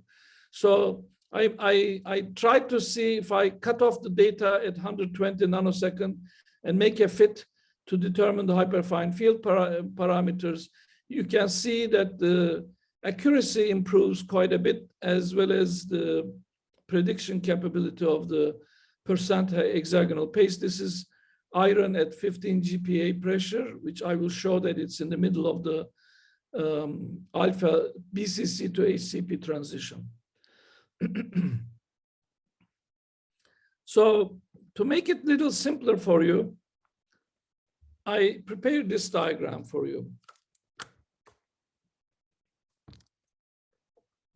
If you have a nuclear transition between 1/2 and 3/2 level of iron 57 in a non-magnetic sample, you will get a single line spectrum. And if you have a thin enough sample, you have a Lorentzian. And the Lorentzian in the time domain is an exponential decay. And if you notice, this is a logarithmic scale on the y-axis. So we get a beautiful line. If you have instead a quadruple split spectrum, you will get this beautiful beat pattern, which will be corresponding inversely to the splitting. So if you have a divalent Mössbauer isotope, you will get fast beat patterns. If you have trivalent isotopes with small quadruple splittings like 0.1, 0.2, or 0.3 millimeter per second, then you will see maybe a one blob. If on the other hand, if you have a magnetic sample, then you will have these 6 transitions, not necessarily in this intensity order, depending on your texture, but you will get beautiful time spectrum like this, which you can analyze. The good news is that compared to XHAFs, the Hamiltonian is exact between photon and the nucleus, and therefore the solution is exact. What can you do with this? Once you have the setup ready, the measurements are quite fast, sometimes half hour, 1 hour, and you can get these beautiful spectra where you can see the collapse of magnetism in alpha iron from 15 to 18 GPa region. You can see very little magnetism left, these fast blue oscillations, and then at 20 GPa, it's gone. So what I can share with you is this. So instead of simulation, here is the remaining alpha percentage as a function of pressure. You can see that this is the transition region at room temperature. And sorry.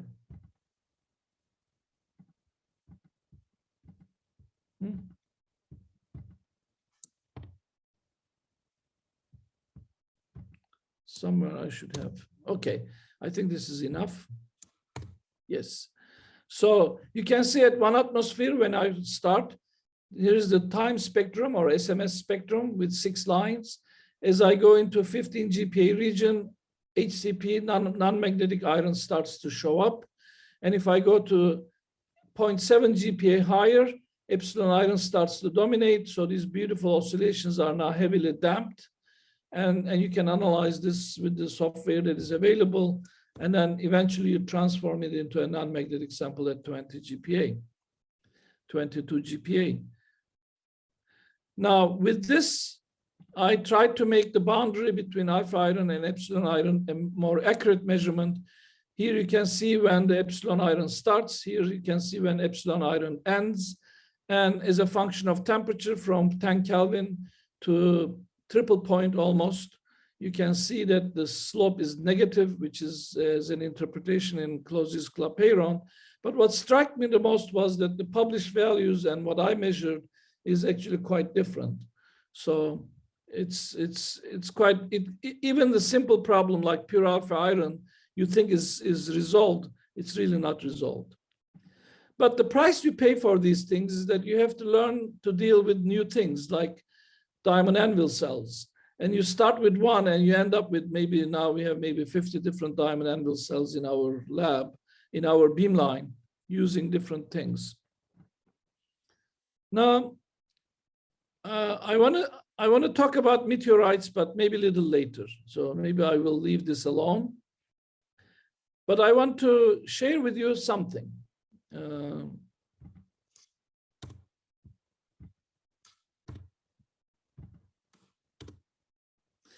When you measure complex samples like meteorites, which is very popular in Brazil, Scorsese and Scorelli and others have done beautiful work in the past. But usually what you will have is that you will have a clay mineral, maybe divalent, maybe trivalent in the middle. You're going to have maybe iron magnetite, all right? Sometimes you may have troilite. So it's pretty messy when you end up in a spectrum like this, you can fit it, but then you will realize that the amount of the iron 2+ is maybe not accurately predicted. Maybe there's a correlation between the line width of this component and this component. And so it gets complicated quickly. At a synchrotron, you can use a trick. If you have a magnetic sample, and if you apply an external field, you have the option to keep these inner lines where delta M is changing 0. You can suppress delta M plus minus 1 lines if you provide a magnetic field in this geometry, as you will see here. A magnetic field is perpendicular to the sigma polarization as well as perpendicular to the propagation direction of the photons. And you will end up with 2 lines, and you can see that the spectrum here is quite complicated and the spectrum here is much, much simpler. So we tried to see if it works. This is Tagish Lake meteorite, for example, where I tried to analyze the spectrum without external field, which is very complicated. But if you analyze it with an external field, it gets quite simple, and it provides some remedy for this complication. Now, among those who are solid-state physicists, you may like these couple of examples I'm going to give. How am I doing with time, Helio?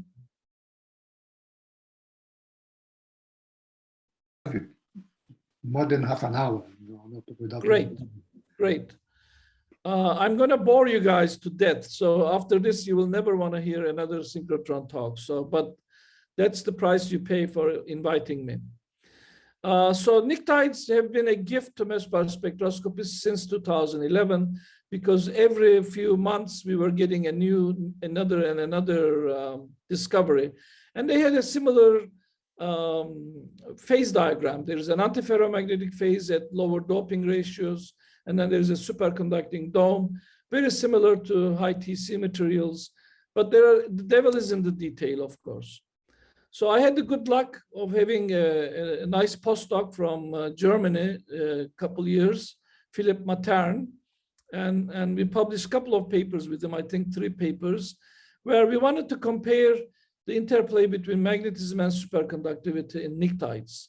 So we have done some measurements where you can measure the magnetic volume fraction as a function of temperature or as a function of pressure. So one of the things we learned is that when you do chemical substitution of phosphorus into arsenic, which in principle should simulate external pressure, but the results are quite astoundingly different. Actually, you don't get, for the same volume contraction, you don't get the same result. And maybe next slide.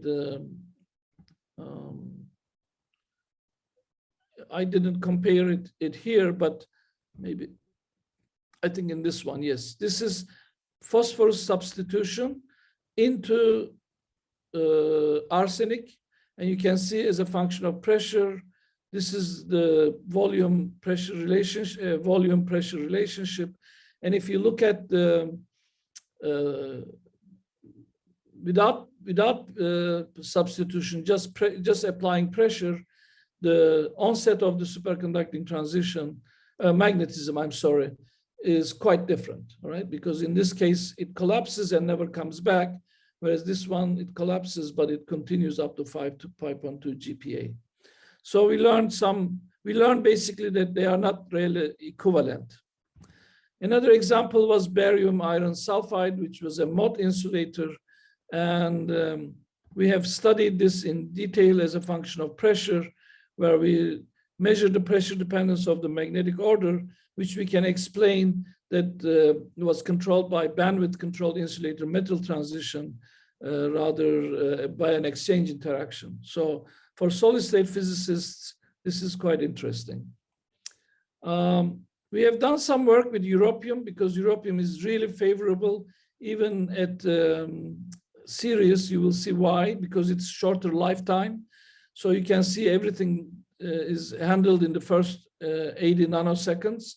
This is energy spectrum of the europium. If we were to measure it in ourselves, and as a function of pressure, we see we went from 8 GPa to 101 GPa and plotted internal hyperfine field as a function of pressure and discovered a region where magnetism actually collapses and then comes back.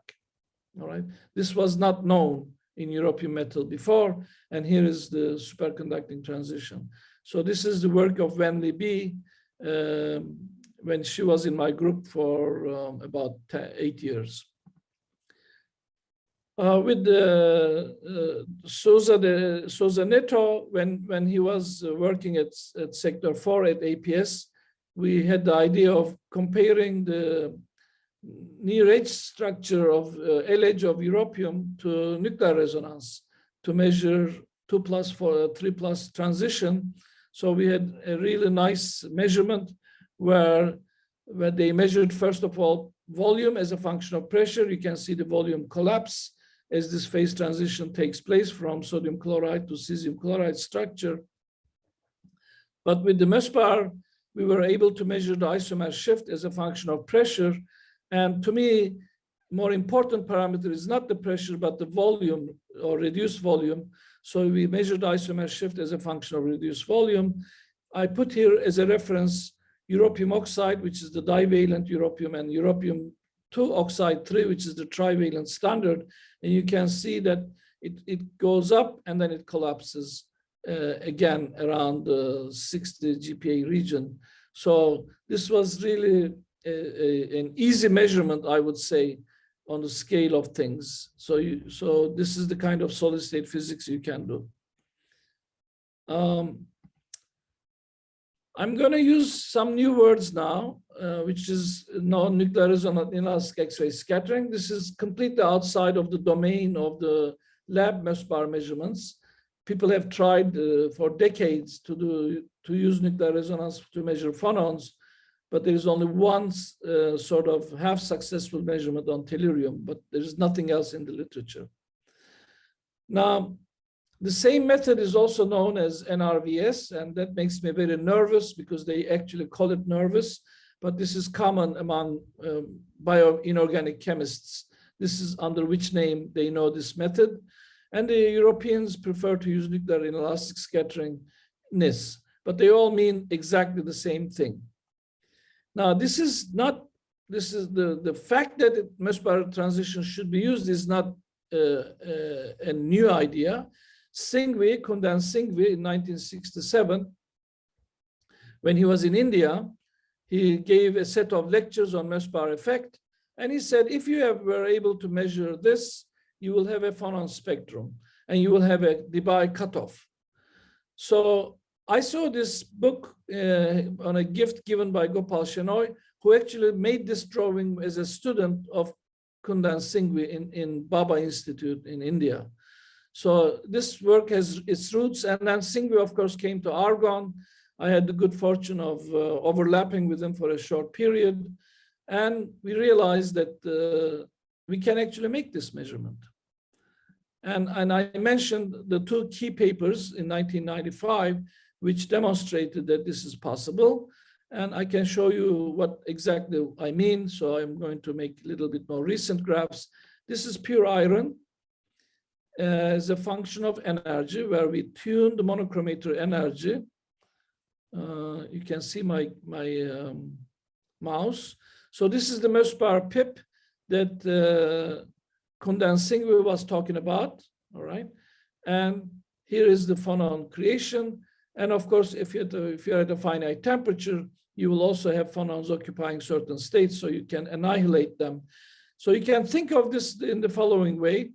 If you are 25 millieV away from resonance, you have no business of being in resonance with the iron atom because it's like hundreds of times bigger, or thousands of times, actually a million times bigger than the nuclear resonance width. So therefore, we shouldn't see any delayed photons. But it turns out that if you make an exchange and annihilate the phonon of 25 millieV, you can come back to resonance and you can see a delayed photon between the two bunches. So on a logarithmic scale, it gives you an idea that the signal to noise ratio is quite nice. You have 10 to the 5 to 10 to the 1 or to 1. So you can see then 2 phonon and the 3 phonon contributions coming out.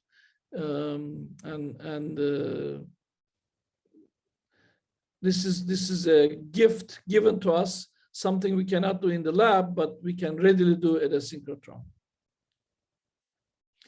Now, you can imagine that there will be a detailed balance between phonon creation and phonon annihilation, which will be temperature dependent. Here is the intensity on the left side should be related to the intensity of the right side with the energy over KT. So I put these numbers in, I look at the counts and I put everything in and I find the temperature 297. I mean, you can say this is a hell of an expensive thermometer to measure temperature using a very fancy equipment. But it turns out that if your sample happens to be inside the diamond anvil cell and you have a fiber laser, infrared laser heating your sample, you really want to know what your sample temperature is. And there is no good method other than, unless you know the emissivity of your sample, it's very difficult to measure accurate temperatures. So we have done a study to prove that this actually works quite well. In addition to detailed balance, there is some information here that is very unique. One of them is the recoil energy, which will be the zeroth moment of this distribution, which will enable us to renormalize data independent of the sample shape, independent of the sample concentration. So we can directly go from here to phonon density of states. You can measure recoil energy, kinetic energy, force constant, and more importantly, from the slope of the density of states, you can measure the sound velocity. Measuring sound velocity inside a diamond anvil cell is a pretty big deal. Measuring sound velocity in an amorphous system is a pretty big deal. So you can imagine with the help coming from the density and the bulk modulus, you can actually measure shear modulus, compression sound velocity, and the shear sound velocity, and the Debye sound velocity. So with one measurement, you have almost access to all of the key critical thermodynamic parameters. And with the proper software, you can extract Mössbauer factor as a function of temperature. You can measure vibrational entropy as a function of temperature. You can measure specific heat, Helmholtz free energy, kinetic energy, and isotope fractionation through force constant measurements, either from the density of states or from the raw data. So to summarize the information content from the NRIX, you can see that we measure mean square displacement, we measure kinetic energy, force constant. Force constant turned out to be a mini industry for us because geochemists would like to know the conditions under which Earth has formed, or planets have formed, or asteroids are. And so what is the isotope fractionation, which means what is the ratio of 57 isotope to 54 isotope in different bodies under different conditions? And we can see some correlations between reducing atmosphere and oxidizing atmosphere. So it's a way of getting oxygen fugacity at conditions that it will be impossible to measure otherwise, like in a meteorite or something. Now, those of you who are maybe neutron scatterers will recognize this figure in purple.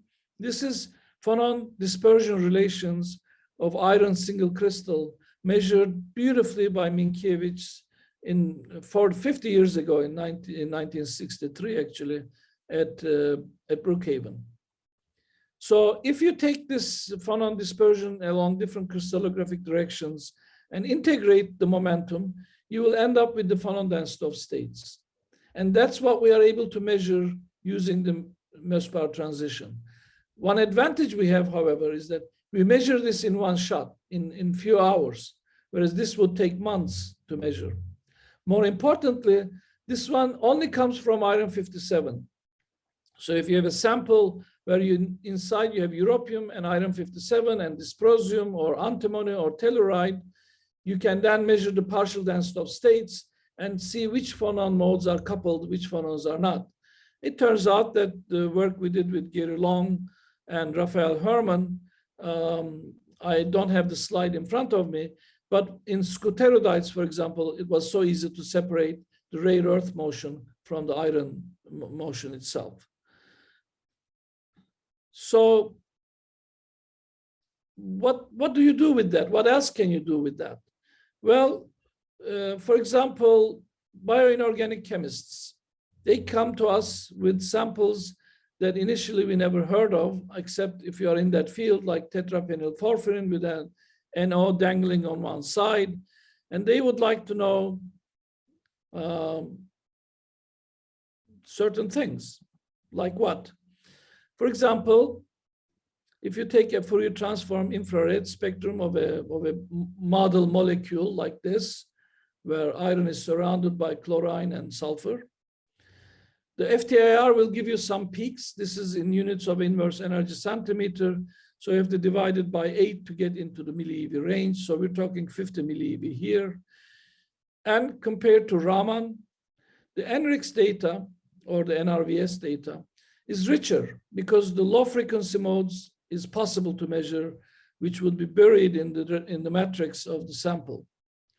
And then you notice that in addition to predicting the energy of these transitions, the area underneath these peaks, in the case of optical measurements, is strictly proportional to the dipole that you generate, whereas in the nuclear resonance measurements, it's the actual translation of the iron atom along the direction of the photon field. So it's very highly directional, but if you are doing a DFT calculation, not only you have to match the positions of these lines, but you also have to match the intensity of these lines. And this is the more stringent test of DFT. And once you validate your DFT, then you can do all of the predictions become nice. So if you have a spectrum, and if you have a good DFT calculation, you can then go on and actually measure the displacement of all atoms, not just the iron, but of all atoms corresponding to an individual peak. So, which means that even though we're measuring the molecule through iron, we actually have control of all displacements of all atoms. So if I go here and make a change in one of the ligands, or make this bond double or single, I will see a spectrum change. And I would like to share that result with you on myoglobin. This was published years ago by Tim Sage and his colleagues. So here is the idea is, if I change this myoglobin double bond with oxygen with a OH, will I be able to see the change? In other words, if I protonate this oxygen, will I be able to see the change? This would be impossible to measure with XAPS or diffraction because hydrogen is just one proton. So I used color code to highlight the difference. So you can see that this peak here in 805 inverse centimeter, upon breaking of this double oxygen bond with replacing with an OH bond, shifts almost 300 inverse centimeter, rather easy to measure. And you can see that this peak around 362, which is an FEO tilting mode, splits. And you can use the DFT calculation to see if this actually shifts the same right amount and if this line splits the right amount, and then you can have confidence in what kind of functional you use. So I'm going to move a little bit faster now, just because it's impossible for me to summarize the 500 paper we published in 20 years.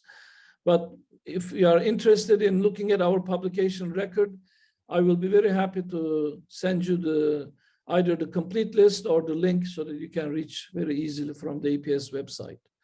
But throughout the years, we studied magnetism and nematicity in iron chalcogenides, high pressure of europium and dysprosium and their compounds, single molecule magnets like dysprosium. We search for the Kagoma lattice in jarosite under pressure. Role of the multiphonons in the multiferroics, like with Werner Koine and with Moshe Pasternak. I'm just naming them because we lost them, and I feel they lost dearly because they were also good users for us. The pressure-induced amorphization and recrystallization of tin iodide and tin bromide. This was also joint work with Dean Taylor. Phonon glass materials, clatrates, scuteridites, we have done it. With Brent Fultz, we measured alloy thermodynamics and vibrational entropy. With Werner Koine and Beatrice Roldan Quenya, we measured multilayered nanomaterials. And with Barbara Lavina, we discovered iron 4 oxygen 5, and on and on. This list is very long. And if among those who are geophysicists, I looked at why the geophysicists come to our beamline. They would like to know one thing, almost all of them want to know one thing: what's inside the core of the Earth's interior? Hydrogen, carbon, nitrogen, oxygen, silicon, or other metals, nickel. So they bring in all kinds of iron alloys to us to study. Even simpler question, this is something that Jennifer Jackson and Wolfgang Sturham have been working on for quite a while. What is the melting point of iron and its alloys in the core conditions? I'm talking about here 3 megabar, 3.5 megabar, 6,000 degrees. Can you measure the melting point of iron? It turns out that when iron melts, there is no forward scattering. The F factor goes to 0. We can take that as an indication of melting, and then we study as a function of pressure. What is the valence and spin of iron in Earth's mantle? I mean, all these minerals under pressure show valence change or spin change, high spin to low spin, which affects the sound velocity significantly, so we can study. And so you can see that with isotope fractionation, we can study volatile elements. We do tin, europium, and dysprosium at the moment. We're trying to convince the geophysics community that they can be also used as proxies for the oxygen fugacity. So it's quite an exciting work. Now, I mentioned at the very beginning of my talk that longitudinal coherence of Mössbauer transition is something of interest to us. I wanted to show you that if you take lambda square of delta lambda as a measure of coherence, maybe somewhere you need a 2 pi, but we're talking about 250 meters, which means that if you put a sample inside the Sirius ring and another sample outside of the Sirius ring, you will still be able to measure the interaction between the two samples very easily. So this is something we use very often. And a recent work, I'm sorry that I missed a key slide here, giving credit to Saito from Japan and Caporalete from Europe, from ESRF, for doing their pioneering work. We really tried to follow them, and we found a clever way doing measurements faster. But during that process, we realized that they were really contributing significantly. So one of the criticisms of Mössbauer measurement is that you can only measure things with Mössbauer isotopes. It turns out that that's not the case. And the other criticism is that you cannot measure liquids. Well, that turns out that that's not the case. In fact, we have an ideal method to study liquid dynamics at different length scales using something called time domain interferometry. The measurement is something like this. You have the storage ring, you have the high heat load monochromator, you have the high resolution monochromator. Now comes the critical part. We take an iron foil, 2 micron enriched foil, we put a magnetic field, 0.7 Tesla, perpendicular to the propagation direction and to the sigma. Then we focus the beam, which is not necessary all the time. Then we go through the liquid sample, which we can solidify, and we can then put a second arm or a stainless steel analyzer. And we have a new development which made the measurements 100 times faster, We use an annular slit to collect all the solid angle using a single APD. What do we measure? The first sample that I was mentioning, this one, which prepares the arm 1, is delta M equals 0 transitions. So we know exactly how much they are split in pure iron. We put a stainless steel. We know exactly what the isomer shift is, what the broadening of this sample is. We put them together. We end up in a spectrum like this, where you have a fast oscillation and a slow oscillation, which comes out something like this. If, on the other hand, going through this sample, the coherence is lost due to the thermal motion of the molecules or atoms in this liquid, then this sample can no longer interact with this, so you will end up with a spectrum that looks like this, as if stainless steel is not there. And in between the transition, you will end up with measuring the relaxation time, all right? So here is, for example, room temperature at 14 inverse nanometer. 14 inverse nanometer corresponds to the peak of the S of Q, the structure factor for glycerol. We were simply trying to replicate their measurements. And you can see that at room temperature at 14 keV, the spectrum has just very periodic reduction, which corresponds to this, which means this middle line is out of resonance or is no longer there. But if you, on the other hand, cool it, if you change the momentum transfer to 2 nanometers, basically in the forward direction, then the length scale is huge. And as a result, you can start to see this. And by analyzing this data, you will be able to get relaxation time as a function of temperature. And we are now trying to get this paper published in Journal of Synchrotron Radiation. The good news is that with this method, the data collection times are, let's say, half hour per temperature point or pressure point. So we will have really a good user program on that based on glass transition, biological solutions, geological melts, and phonon softening. Now, what happens if you take our good old Rudolf Mössbauer and add a microscope to it? It becomes a Mössbauer microscope. So we try to exploit this using some meteorites that are well known, like Estacado, where this is an optical image. This is an iron image used through nuclear resonance. And you can go to an individual point, measure, for example, kamacite. You can measure troilite. You can measure the phonon density states of kamacite and troilite. And you can measure the XRF spectrum at the same time if you put the detector in. So you can see that through the inelastic scattering measurements, we can get access to isotope fractionation inside the meteorite without destroying the sample. And I'm not allowed to speak on that or to show data on that. I can speak, but I cannot show data. We have analyzed recently the samples from the Hayabusa mission from Japan, the Ryugu samples. So we know now what's inside of those samples. So we have done many measurements using meteorites, different kind of meteorites using the Mössbauer transition, Mössbauer microscopy, And so I think that's enough. Now you can say which isotopes have been actually observed. This was as of 2019. I haven't gone to a Mössbauer meeting since then, so I don't know the recent ones, but you can see that almost 20 different isotopes have been excited since 1985 after the iron done first. We only picked up the easy ones. Easy one means long lifetime and good cross-section. The size of the hole, the circle, determines how good the cross-section is. And you can see iron was the perfect one. So we got lucky with iron twice, right? Once that it's a Mössbauer effect. The second is that its cross-section to electronic cross-section is huge.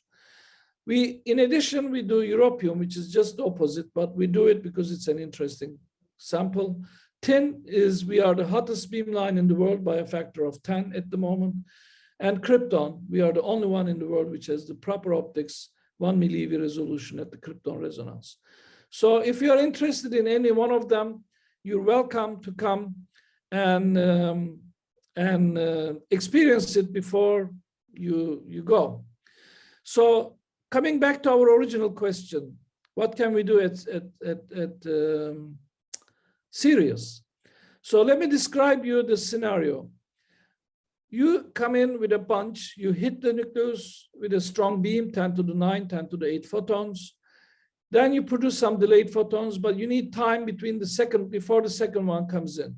Currently in Sirius, this time difference is 2 nanoseconds. So there is no chance to recover from the previous pulse, let alone to measure a long decay. So I sent this question to Liu, and I said, is it possible to come up with a scheme like this, where you put 5 photons in a row, 5 buckets in a row over 10 nanoseconds, then you leave some 160 nanoseconds open for us. Then you repeat this. So this way you have 50 buckets. For 100 milliamp, you need 2 milliamp in each. For 200 milliamps, you have to put 3 milliamp in the each. But at least you will be able to measure nuclear inelastic scattering with this method, which is really one of the major applications. That's something you cannot do in the lab at the moment. So he didn't like this idea that much. Then I said, what about this? If you put 20 of them on one side, but give us 600 nanosecond clean time and put the rest over here.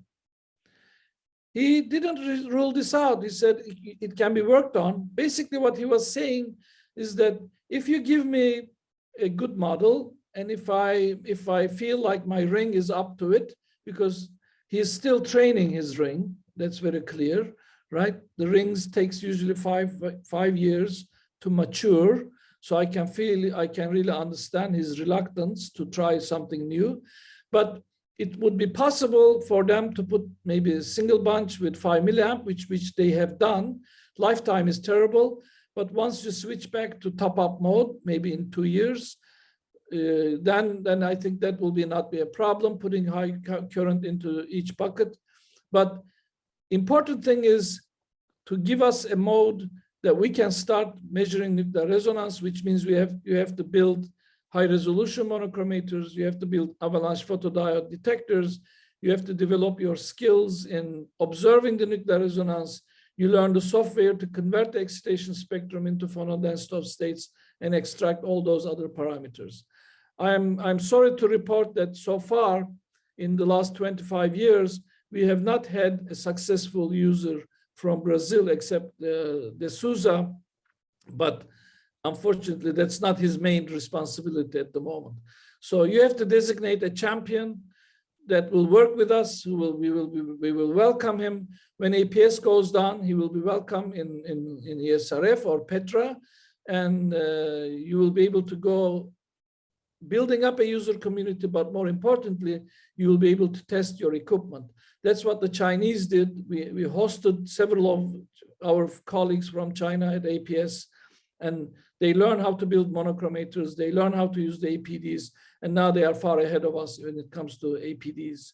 So let me conclude by recognizing one more friend whom we lost. I'm sorry, tonight I'm a little sentimental. Werner Koine, because it was with Werner Koine where we measured phonon confinement in multi-layer systems. And I mentioned that monolayers can be measured. This is Ralph Rolsberger's data, even though we have similar data, but this was colorful, so I like this one, where you can see a monolayer density of states compared to a bulk measurement. And you can immediately realize that thin layers of 2-3 monolayers thermodynamically is not iron at all. So one should not treat this as iron metal because it's not. To summarize what I just said, we started with coherent optics and nuclear physics and accelerator physics. We learned how to speak to accelerator people to understand our language. And in that process, I learned more accelerator physics than I ever wanted to. Then we also learned how to build instrumentation. and how to develop methodologies. So this took us about easily 10 years. So if you start now, you are much smarter and much faster, but it will take you a couple of years to mature. Then you can bloom into chemistry, biology, condensed matter physics, material science, mineralogy, geology, you name it. And there are fields which we haven't got into, like liquid physics, which is not on this line. So my journey in Mössbauer spectroscopy started 40 years ago. This was my first Mössbauer talk in 1979, almost 42 years ago. The only reason I showed this picture is that I didn't look like what I look like now. I actually had a handsome beard and a real hair on my head. That's the price I paid for being a pioneer in the Mössbauer effect. But I can tell you, it's so much fun. And I encourage you to actually do it. So thank you for your time.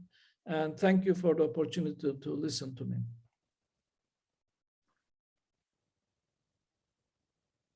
Thank you very much, Ercan, for this very nice talk, very inspiring and fantastic results, and very exciting for us. No? And thank you for mentioning our dear friend, Werner Cohen. I talked yesterday in his memory, and he was my advisor. And in fact, I came to Duisburg in October '84, and my first talk I heard there was Gödel about the first Mössbauer results was by the end of the year in '84 with Werner Cohen. And it's really fun. Thank you very much for this beautiful presentation, for your comments. And I would like to hear now the comments from before I open the microphone to the audience, would like to hear the guys from Sirius. Perhaps we should ask Helio or Ricardo if they have some comments to add to your. Can I start, Helio? Yeah. So first of all, thank you very much, Ercan, for this nice talk. So it's really good to see you again. So just first, so you show a lot of examples, and you said that we don't have a Brazilian that has successful, but I don't know if you remember, we had a quite successful experiment in your beamline like 2 years ago. I'm sorry. We're a bit slow to publish the data, but we did. That's good. Give it to my age. I apologize. Yes, you did. Yeah, so that works. So using like high pressure in Mössbauer, and of course, this is something that we are quite interested to do here in Brazil in the future. That's right.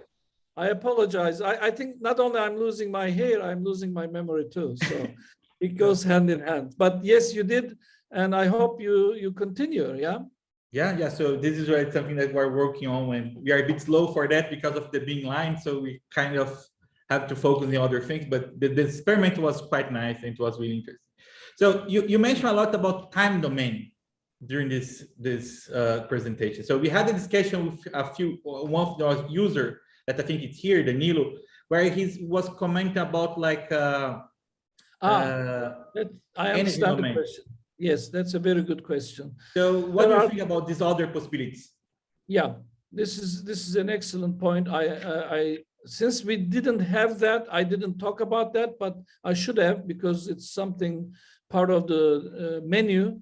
So there are two different ways to do it. One is for iron, at least iron borate or iron oxide crystal, where you go onto a forbidden reflection and near the nail point, and you can create a single line spectrum, maybe 3-4 line width wide, which is still okay for spectroscopy. And for that, you don't need the bunch mode. So if you can get an enriched iron 57 enriched iron borate crystal of about 4 millimeter in size and excellent quality in X-ray quality, then you are in business. All you need is a very good furnace and an APD detector, and you can an Mössbauer drive. So those things are available for you. But we also will consider that, because after the APS upgrade, they will go from 24 to 48 bunch mode. So for Mössbauer measurements in the time domain for iron may not be the best, So for tin and europium and dysprosium, we are good, but for iron, we are considering that. But unfortunately, there are not that many good iron borate crystals available. The second approach, there are two different variations of it, but it's the same idea, is to use inelastic scattering as a detection method and measure the time spectrum. The problem with that approach is that you only use a limited time window, and as a result, the lines have Fourier transform truncation effects, and it's not very easy to use the spectrum afterwards. So if you are considering, without changing the bunch structure of Sirius, which currently will take time, then you should hunt for a good crystal, or you should have a crystal grower in Brazil help you grow iron borate crystal. I'm currently trying to collaborate with my German colleagues, but Petra people will also like to have it, but only at the moment it's available at ESRF. Now, you can say, why are you so late? Why were you so daring on others, and why are you so late on this one? If you look very critically into the data, you will notice that in order to improve the count rate, they changed the temperature little below than 0.1 Kelvin of the nail temperature. And that broadens the lines. And when you broaden the lines, the spectral quality is not the same. Then I question what kind of fits will you get and how reliable or how unique your fits are. But in case where you have no other option, certainly that's is a possibility. But one thing that is undeniable, once you are able to get a kind of a Mössbauer spectrum, you can push the external conditions to its limits in terms of pressure, in terms of dilution, and so on. So there are cases where it really provides you the information otherwise you will not have. So that's a very good point. Thank you for bringing it up, but you will need a good single crystal. Okay, I understand. So I can give the word for Helio. And Ercan, how difficult is to have this iron borate single crystals? Well, Gena Smirnov has been in the business for more than I can imagine, maybe more than my age. But Russians had these crystals, a few of them. And in the past, they were very generous. Now I am unable to go to Russia myself. I'm unable to collaborate with them. And that's a very serious handicap for us. But that may not be the case for Brazilians. So it may be a good idea to reach contacts at Novosibirsk to see if they have, I'm sure they have, if they would be willing to collaborate with Brazil and come up with a solution. So this is something I encourage you to do, because in the United States, we are not really at the moment able to collaborate with them. Okay, thank you. Helio. I see Rosa. Yes. Rosa, ask me a meteorite question, please.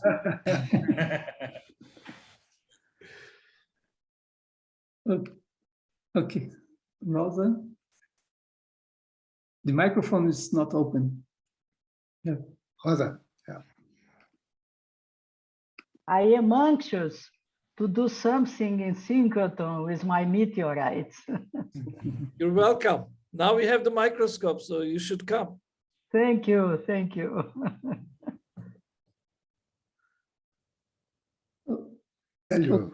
Okay, just well, I'm really outside this field, so I'll just try to make a few comments about what Ercan showed, and because there are many different aspects to know about the technique and how to implement them. So maybe to give some hints for the future, and because Ercan showed from the machine side, so the possibilities. I think that as he mentioned, so we are starting, we're in the beginning of the commissioning, because we have seen the first light less than 2 years ago. And really, we start about 1 year working in, say, kind of user conditions. And so we are very in the beginning of the controlling all the parameters of the storage ring. So one thing is the possibility, the future possibility of making these different modes. I think that discussing with Liu Lin, so she says that it's possible. So we are going to have control of this all these possibilities, and we can, in principle, inject separately in each bunch of the, and then we can do this different kind of time structure. So we can say that from the machine side, in principle, it's possible. I think we have some limitation in terms of current, how much current we can put in one single bunch. But I don't know if this is dramatical. But in principle, this will be feasible in the future. And also a comment that from the instrumentation side, I think all the instrumentation that is used for this technique, which is monochromators, high resolution monochromators, I think that we have all the knowledge to produce this monochromator. We have a double crystal monochromator working under high heat load conditions. We have a 4-bounce monochromator working in 2 of our beam lines. So we have experience with the kind of optics that is needed for this beam line. But it's a question of defining priorities and making a good case for having such kind of beam line in the lab. And from the beam line that we have now, maybe Ricardo can comment also, but we have one beam line that would be the closest to the technique would be EMA, the EMA beam line, because the scientific cases are dedicated to these many different areas. And we have already the first mono, we have already focusing conditions, but there's an important piece of instrumentation that is missing is the high resolution crystal monochromator. So this would take time to implement, and I think that at this moment is not the priority of the beam line. The priority now is to put the beam line into operation, commission all other pieces of instrumentation that we have. And a question is about the detectors. Are you using the APDs? This is the... Yes, but there are serious developments in APDs, Helio, I can mention to you. What we are using is a single element, 200 micron thick APDs from EGNG in Canada. We get them and we beg an engineer in France to build us some amplifiers, which are very nice. But then after a few years later, we are short again. In the meantime, Hamamatsu developed these beautiful array APDs. And they were also able to build from Kishimoto, being Kishimoto present in Japan, they were able to build very nice preamplifiers for them. So the detection efficiency at Spring 8 far exceeds our capabilities at the moment. In addition, if you are using multi-element detectors, you need parallel electronics. The electronics we are using at the moment is 1960s nuclear physics technology, which is quite adequate to make measurements, but it's kilohertz electronics. And the modern digital electronics is gigahertz electronics. So you can avoid all of these vetoes, logical vetoes, and so on, which makes the data analysis, data setup very complicated You can skip all of that. Chinese have demonstrated that they can do it at IHAP. They have brought it to our beamline. We tested it. It's really beautiful. So what is the time resolution? 0.25 nanosecond. 0.25. Yeah, for the whole system. I mean, this is including the electronics contribution. So that's what I meant when I said form a group, maybe one champion and one young guy, dedicate them to nuclear resonance optics and nuclear resonance detectors and the nuclear resonance methods. In a couple of years, you will be in business. You will not be in business right away, but in order for your community to catch up the science that is coming out, you have to let them travel. Yeah, they can develop in optics and come and test it at our beamline or at ESRF. They can test their detectors. They can bring some new users who have bright ideas about maybe Rosa, who has this beautiful meteorites. But you have to motivate your community to get involved, because it will take several years before the machine is mature enough to actually implement these fancy filling modes at Sirius. Thank you. This would be my next comment on the. One more thing, Helio. You will also not benefit from Mössbauer community, but your timing community will appreciate. So people who are doing laser pump probe measurements will like to see clean bunches. People who are doing shockwave measurements, like the dynamic compression, those users will appreciate time resolution. People who are doing fast imaging will appreciate the time resolution, like, for example, jet imaging and so on. So timing is not just only beneficial for nuclear resonance community, but a larger sophisticated community which Sirius might attract if you provide the bunch structure. So your accelerator physicists should realize that this is important. They should set resources, but they will understand that there will be time. It will take time to do it. May I make some comment? Please, Elisa. Hi, Ercan. Nice to see you. Always. Yes, I agree with you that the Brazilian community was a bit behind in all this topic, you know. But I would like to remind you and Edson that in '96, when Edson finished his PhD, I had proposed that he should go to Ercan to do a postdoc. Yes, yes, we said yes. But he decided not to go. Because I think, you know, young people should get involved and really go to the place where things are running, you know.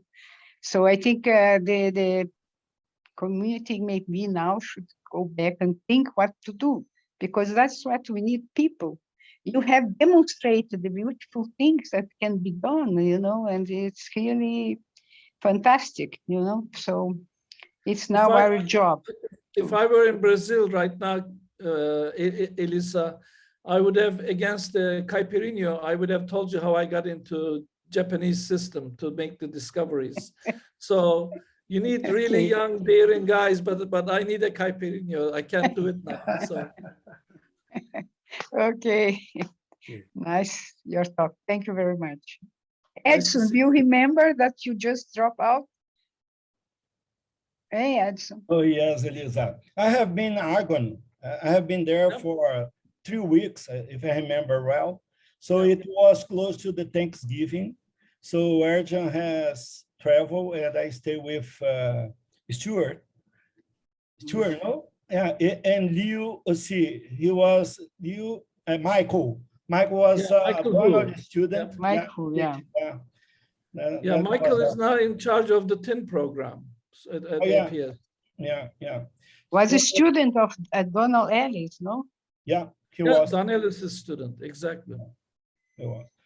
So I take the opportunity to thank you very much, Ercan, and Helio, Tolentino, also Ricardo, to accept to stay with us to try to convince the Brazilian people that some effort should be done, because we are already in a delay. So we can change this situation, because I think that we have already a background, so spread in the world.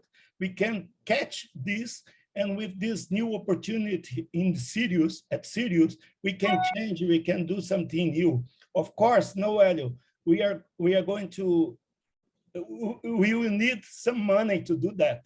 So, and then we have to decide, as you convince Helio, that one thing that you can do, if you do some improvement in the beam line, so the entire serial community that use different technique, they will be they will get this is as an important contribution, because they are going to have a high resolution in other techniques as well.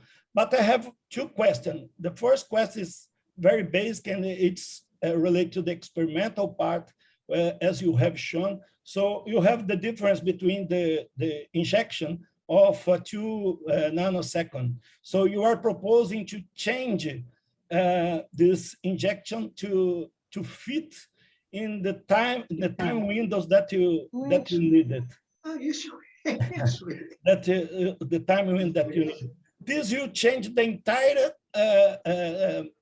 Sirius window, because, for example, if you need to change the time window from the different techniques, so that will be much worse to convince the people, because they are working for a long time to install different technique over there. Do you understand my question?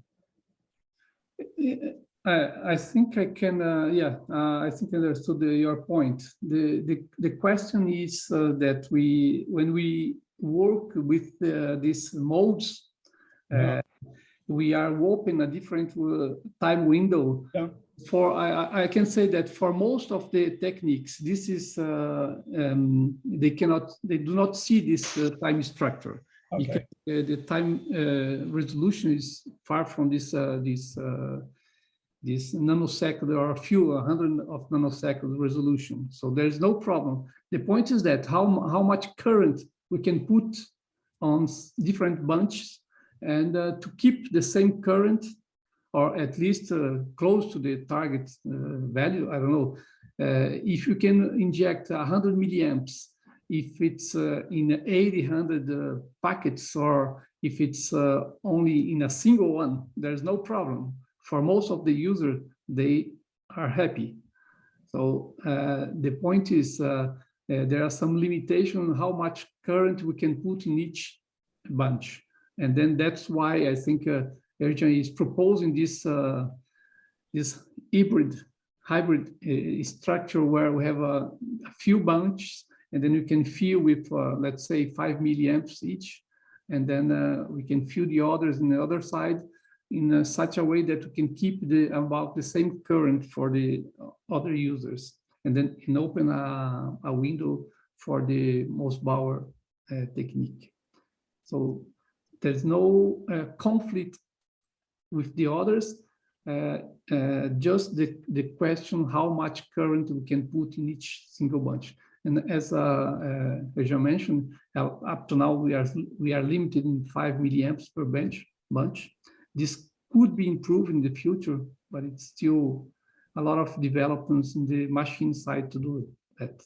But it is in progress. In fact, this is something that the machine people are working on that. Okay. Okay. And Ercan, can you comment? That's a very basic question on time scale. Let's say spectrum or pattern. So when you have a single line, so if you have a single line, you have purely exponential decay time scale. So if you increase the thickness of your sample, so yes, what kind of pattern can you get it? Well, I can show you. Because you have like an interference, no? Yes, you're right. You have the beat frequency. For example, here you see a single line of stainless steel, right? If I make this is only 1 micron enriched. If I make this, let's say 5 micron enriched, I will see Bessel beats here. Okay. All right. And that will make it, that will show itself as the line width broadening. Yeah, okay. So for thick samples, that's why we have to optimize, just like in the normal Mössbauer experiment where we optimize the thickness, you also have to optimize the thickness for your time window. Okay. Okay. So yes, the answer to your question is yes, indeed, you will see broadening, and the broadening shows itself up as Bessel beating, which is different than this type of beating. If you notice, this is very periodic. Yeah, okay. Whereas in the Bessel beatings, you will see, in fact, maybe some of them I think that well, I will show you one example of the Bessel beating.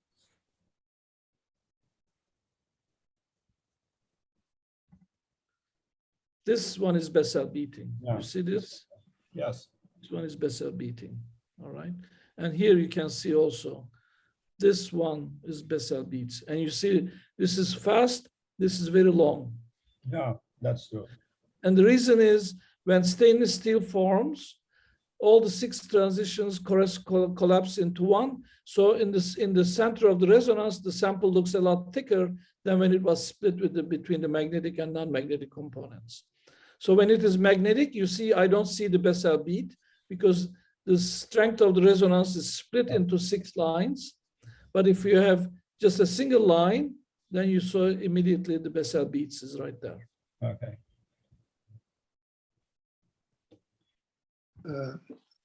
John, I have a question. Okay, what is clear that the Brazilian community will have to train people, have to send people abroad to get involved in these things more effectively. And what is the scenario for the upgrade of the APS? Well, APS will go down. APS will go down in 2022 April or May, basically a year and a half from now, and it will be down for a year. When they come back, it's a new machine, and just like Helio mentioned, there's no guarantee that they will be able to fill beautifully 48 bunches. It may or it may not happen. I am at the moment in terrible fight with the accelerator people. The last person they want to see is me at the moment, because I'm trying to commit them to bunch purity and bunch structure and availability of the bunched mode to 50% at least. And they are very nice to me because I'm a senior person, but I know what they say behind me. They just say, oh, this is just trouble, right? It's very clear because we are trouble for them. We want pure bunches. We don't want any impurity filling in the ring. We want to have certain distance between the bunches, and we want to like them single. And that makes it very hard for them because they have to serve larger community. The Brazilian funding agencies are after you. Where are the high impact papers and so on?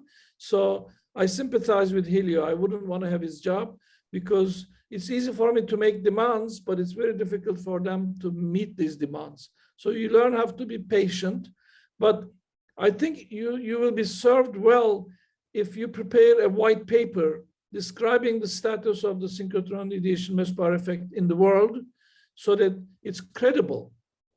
Because with a white paper of, let's say, 10, 12 pages with proper references, you can say to the funding agency, I want to start an effort in this direction because our community is ready for it. Our community wants this, and so on. So I think that will be, and to prepare that white paper, you make a very focused group of workshop. Invite me for a caipirinha, I will come, all right? Invite Rudolf Ruffer, invite Seto. So we will be delighted to take part in such preliminary efforts. But great. when the paper hits Helio's desk or Harry's desk, they have to realize that this is quite serious, and they have covered all the bases, and they know what they want to do and how to do it. So we will be very happy to answer your questions, join the Zoom meetings anytime. Okay, thank you very much. It is great. Thank you again. I don't know if you have anyone has any comment or questions. Just a general is that any of our beam lines, when we start thinking about it, and then when we put this first white paper ideas, the time frame is normally 4 years from the beginning to have the beam line getting into operation. So there is a long way, and we have to have a very strong support and a strong community supporting the ideas, and then we have to start then to make technical considerations and discuss with the machine people. Here in Brazil, at least we have a very good relationship, and people are very kind with that. So we could change a lot of things in the machine only based on the beamline considerations. So this is something that they take as a good challenge for them. So it's not only trouble, and so this is just to if you start now and then to start doing workshops, and then we can even organize a workshop here in the lab to discuss this idea, to interact with all the optical groups, the mechanical groups, and the machine groups, and then we can, I think, to build a good case for a new beamline.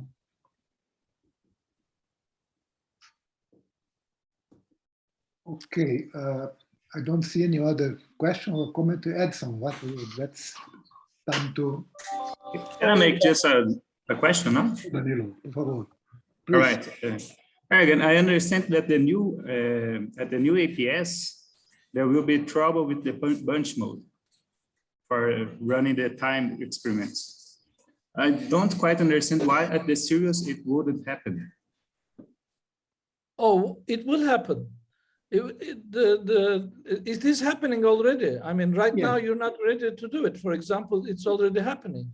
Yes, at the moment we are injecting in the conventional mode, so we are filling without any dispersion. So we fill all the possible bunches, and this to put as much as current as possible. But we are not selecting each bunch where to inject.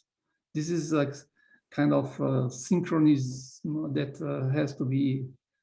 Synchrotron beamlines are always under attack by others. You have to have a very strong sense of defense, right? You have to put your walls very high. You have to succeed in everything you do. So if you think it's a given that you get a beamline, that's not the case. Even this is true for powder diffraction, for X-ups. You have to have cutting edge something to fight for your beamline, because others are also willing to take the same spot, right? So for us, the new APS means a new fight. We don't take it for granted. We produce good science. We provide very good user community, very high-end user community. We publish high-impact papers. And then you say, okay, I'm in a position to fight for something. Otherwise, there is nothing that will be given you for granted. You have to fight for everything. Yes, but I understand that Helio said that now it would be not a problem, not Helio. But I mean, in the future, it's not in but you don't have to wait for it. I'm sorry, Helio. You don't have to wait to start the research in this field. You can start building your high resolution monochromators and test it at Sirius. You can start building your timing system and test it at Sirius. So the effort is not just putting a sample and observing the nuclear resonance. It doesn't happen that way. You have to prepare your components, learn how to exploit them to the best of your ability, then it comes.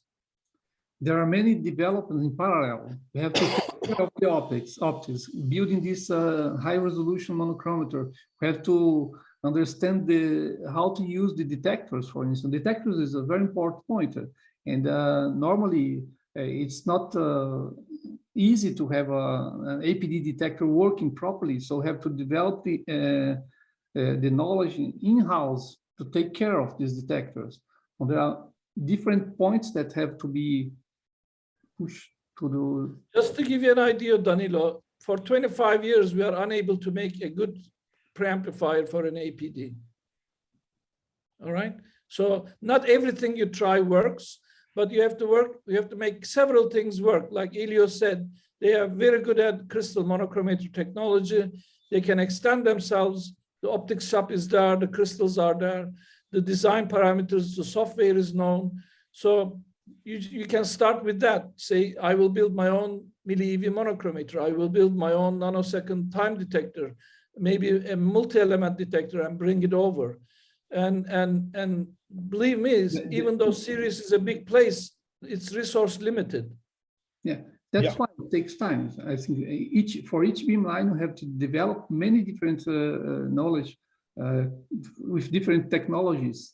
And it doesn't mean that we don't start earlier. We have to start from now if you want to have a beamline ready to work in 4 to 5 years. And this is the whole idea. Helio, so I think that the first thing that we have to do is to convince someone, a younger people, that should be prepared to stay, for example, in APS or else, to do something and bring some knowledge to Brazil. But we have to have more than one people, because only one people is too much for. This is a kind of one, yes, this is one single action, I would say. This is important, but it's not the only one. Yeah. Motivating the community, organizing workshops, coming to the LNLS for meetings, and I think that's, and trying to find agencies, funding agents that will support the different proposals. So this is many different ways. Yeah, I mean, we organized many different kinds of workshops, for example. Each one, management comes in at 5 minutes at the beginning. They put their head in and they look and they say, okay, this looks interesting, this looks impressive. Or they say, oh, this is a very weak community. So you really have to push for, all right? You have to push for now. And this workshop, for example, today, what we are seeing is a very good start. We have a dialogue. We have a manager at the Sirius who is willing to listen. You're lucky, all right? So because you have his undivided attention for a whole day. That doesn't happen.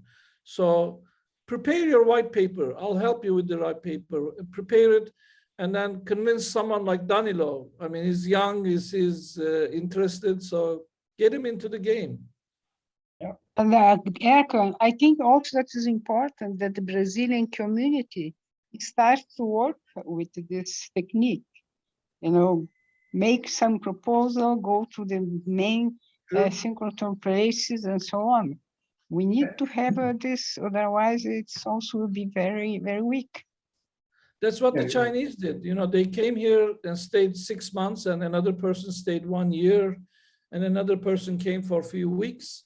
And gradually they started coming as a user until Trump came. And yeah, I mean, now we are derailed again. We have to start, you know, behind. So yeah, this is the way. Yeah. So Valdemar, so probably you could. It's probably midnight, no, Ercan? It's midnight in Jordan. Oh, it's 3 o'clock. No, it's not that bad. It's only 10 p.m. So okay. Not so worse. But I'm working since I'm the chair of the Science Advisory Committee. So I've been working, and I have a talk tomorrow morning. So I have to say, okay. Please now. Thank you very much. Oh, Valdemar. Okay. Thank you again very much for this fantastic opportunity, for this fantastic talk, and for willing to work with us to try to push this in Brazil. And we'll need you, okay? And as well, Rudolf Hofer and the other guys, Ralph Berger and the others, we really, it's a beginning, but we will keep moving with that. Huh? I hope so. And it's very nice to see my friends, actually. And also, to our next caipirinha. Yeah, next time we will have a caipirinha somewhere. Thank you very much again, all of you. Thank you, Helio. Thank you, Ricardo, for taking time for Bye, Ercan. Yeah, nice to see you, Helio. Nice to see you. Very nice presentation. Nice to have you involved. Ricardo, cadê você, Ricardo? Ok. Aí, Ricardo. Nós já passamos 2 dias juntos semana passada, em high pressure. High pressure, Mössbauer, é todo mundo, é tudo conectado, né? Ricardo, mais algum comentário você queira fazer? Não, eu não. Ricardo, mais algum comentário? Não? Não, acho que é isso mesmo. Então, muito obrigado a todos. E a gente continua a conversa, né, Helio? O Edson, eu acho que nós podemos continuar, né? Valdemar, isso que eu... Sim, sim. So, Edson is still here? No? Ok, thank you. O Tolentino agora vai falar em português. Quer falar? Não, só estou dizendo tchau para você. Muito obrigado. Ricardo, muito obrigado. Tchau, Ricardo. Bom trabalho. Ricardo, eu te mandei um e-mail ontem, viu? Um abraço. Obrigado, Helio. Obrigado, Ricardo. Obrigado, Ricardo. Obrigado, Helio. Valeu, hein? Beleza. Muito obrigado aí pela assistência à comunidade. Obrigado, a gente está sempre aqui, é o nosso trabalho. Valeu, gente.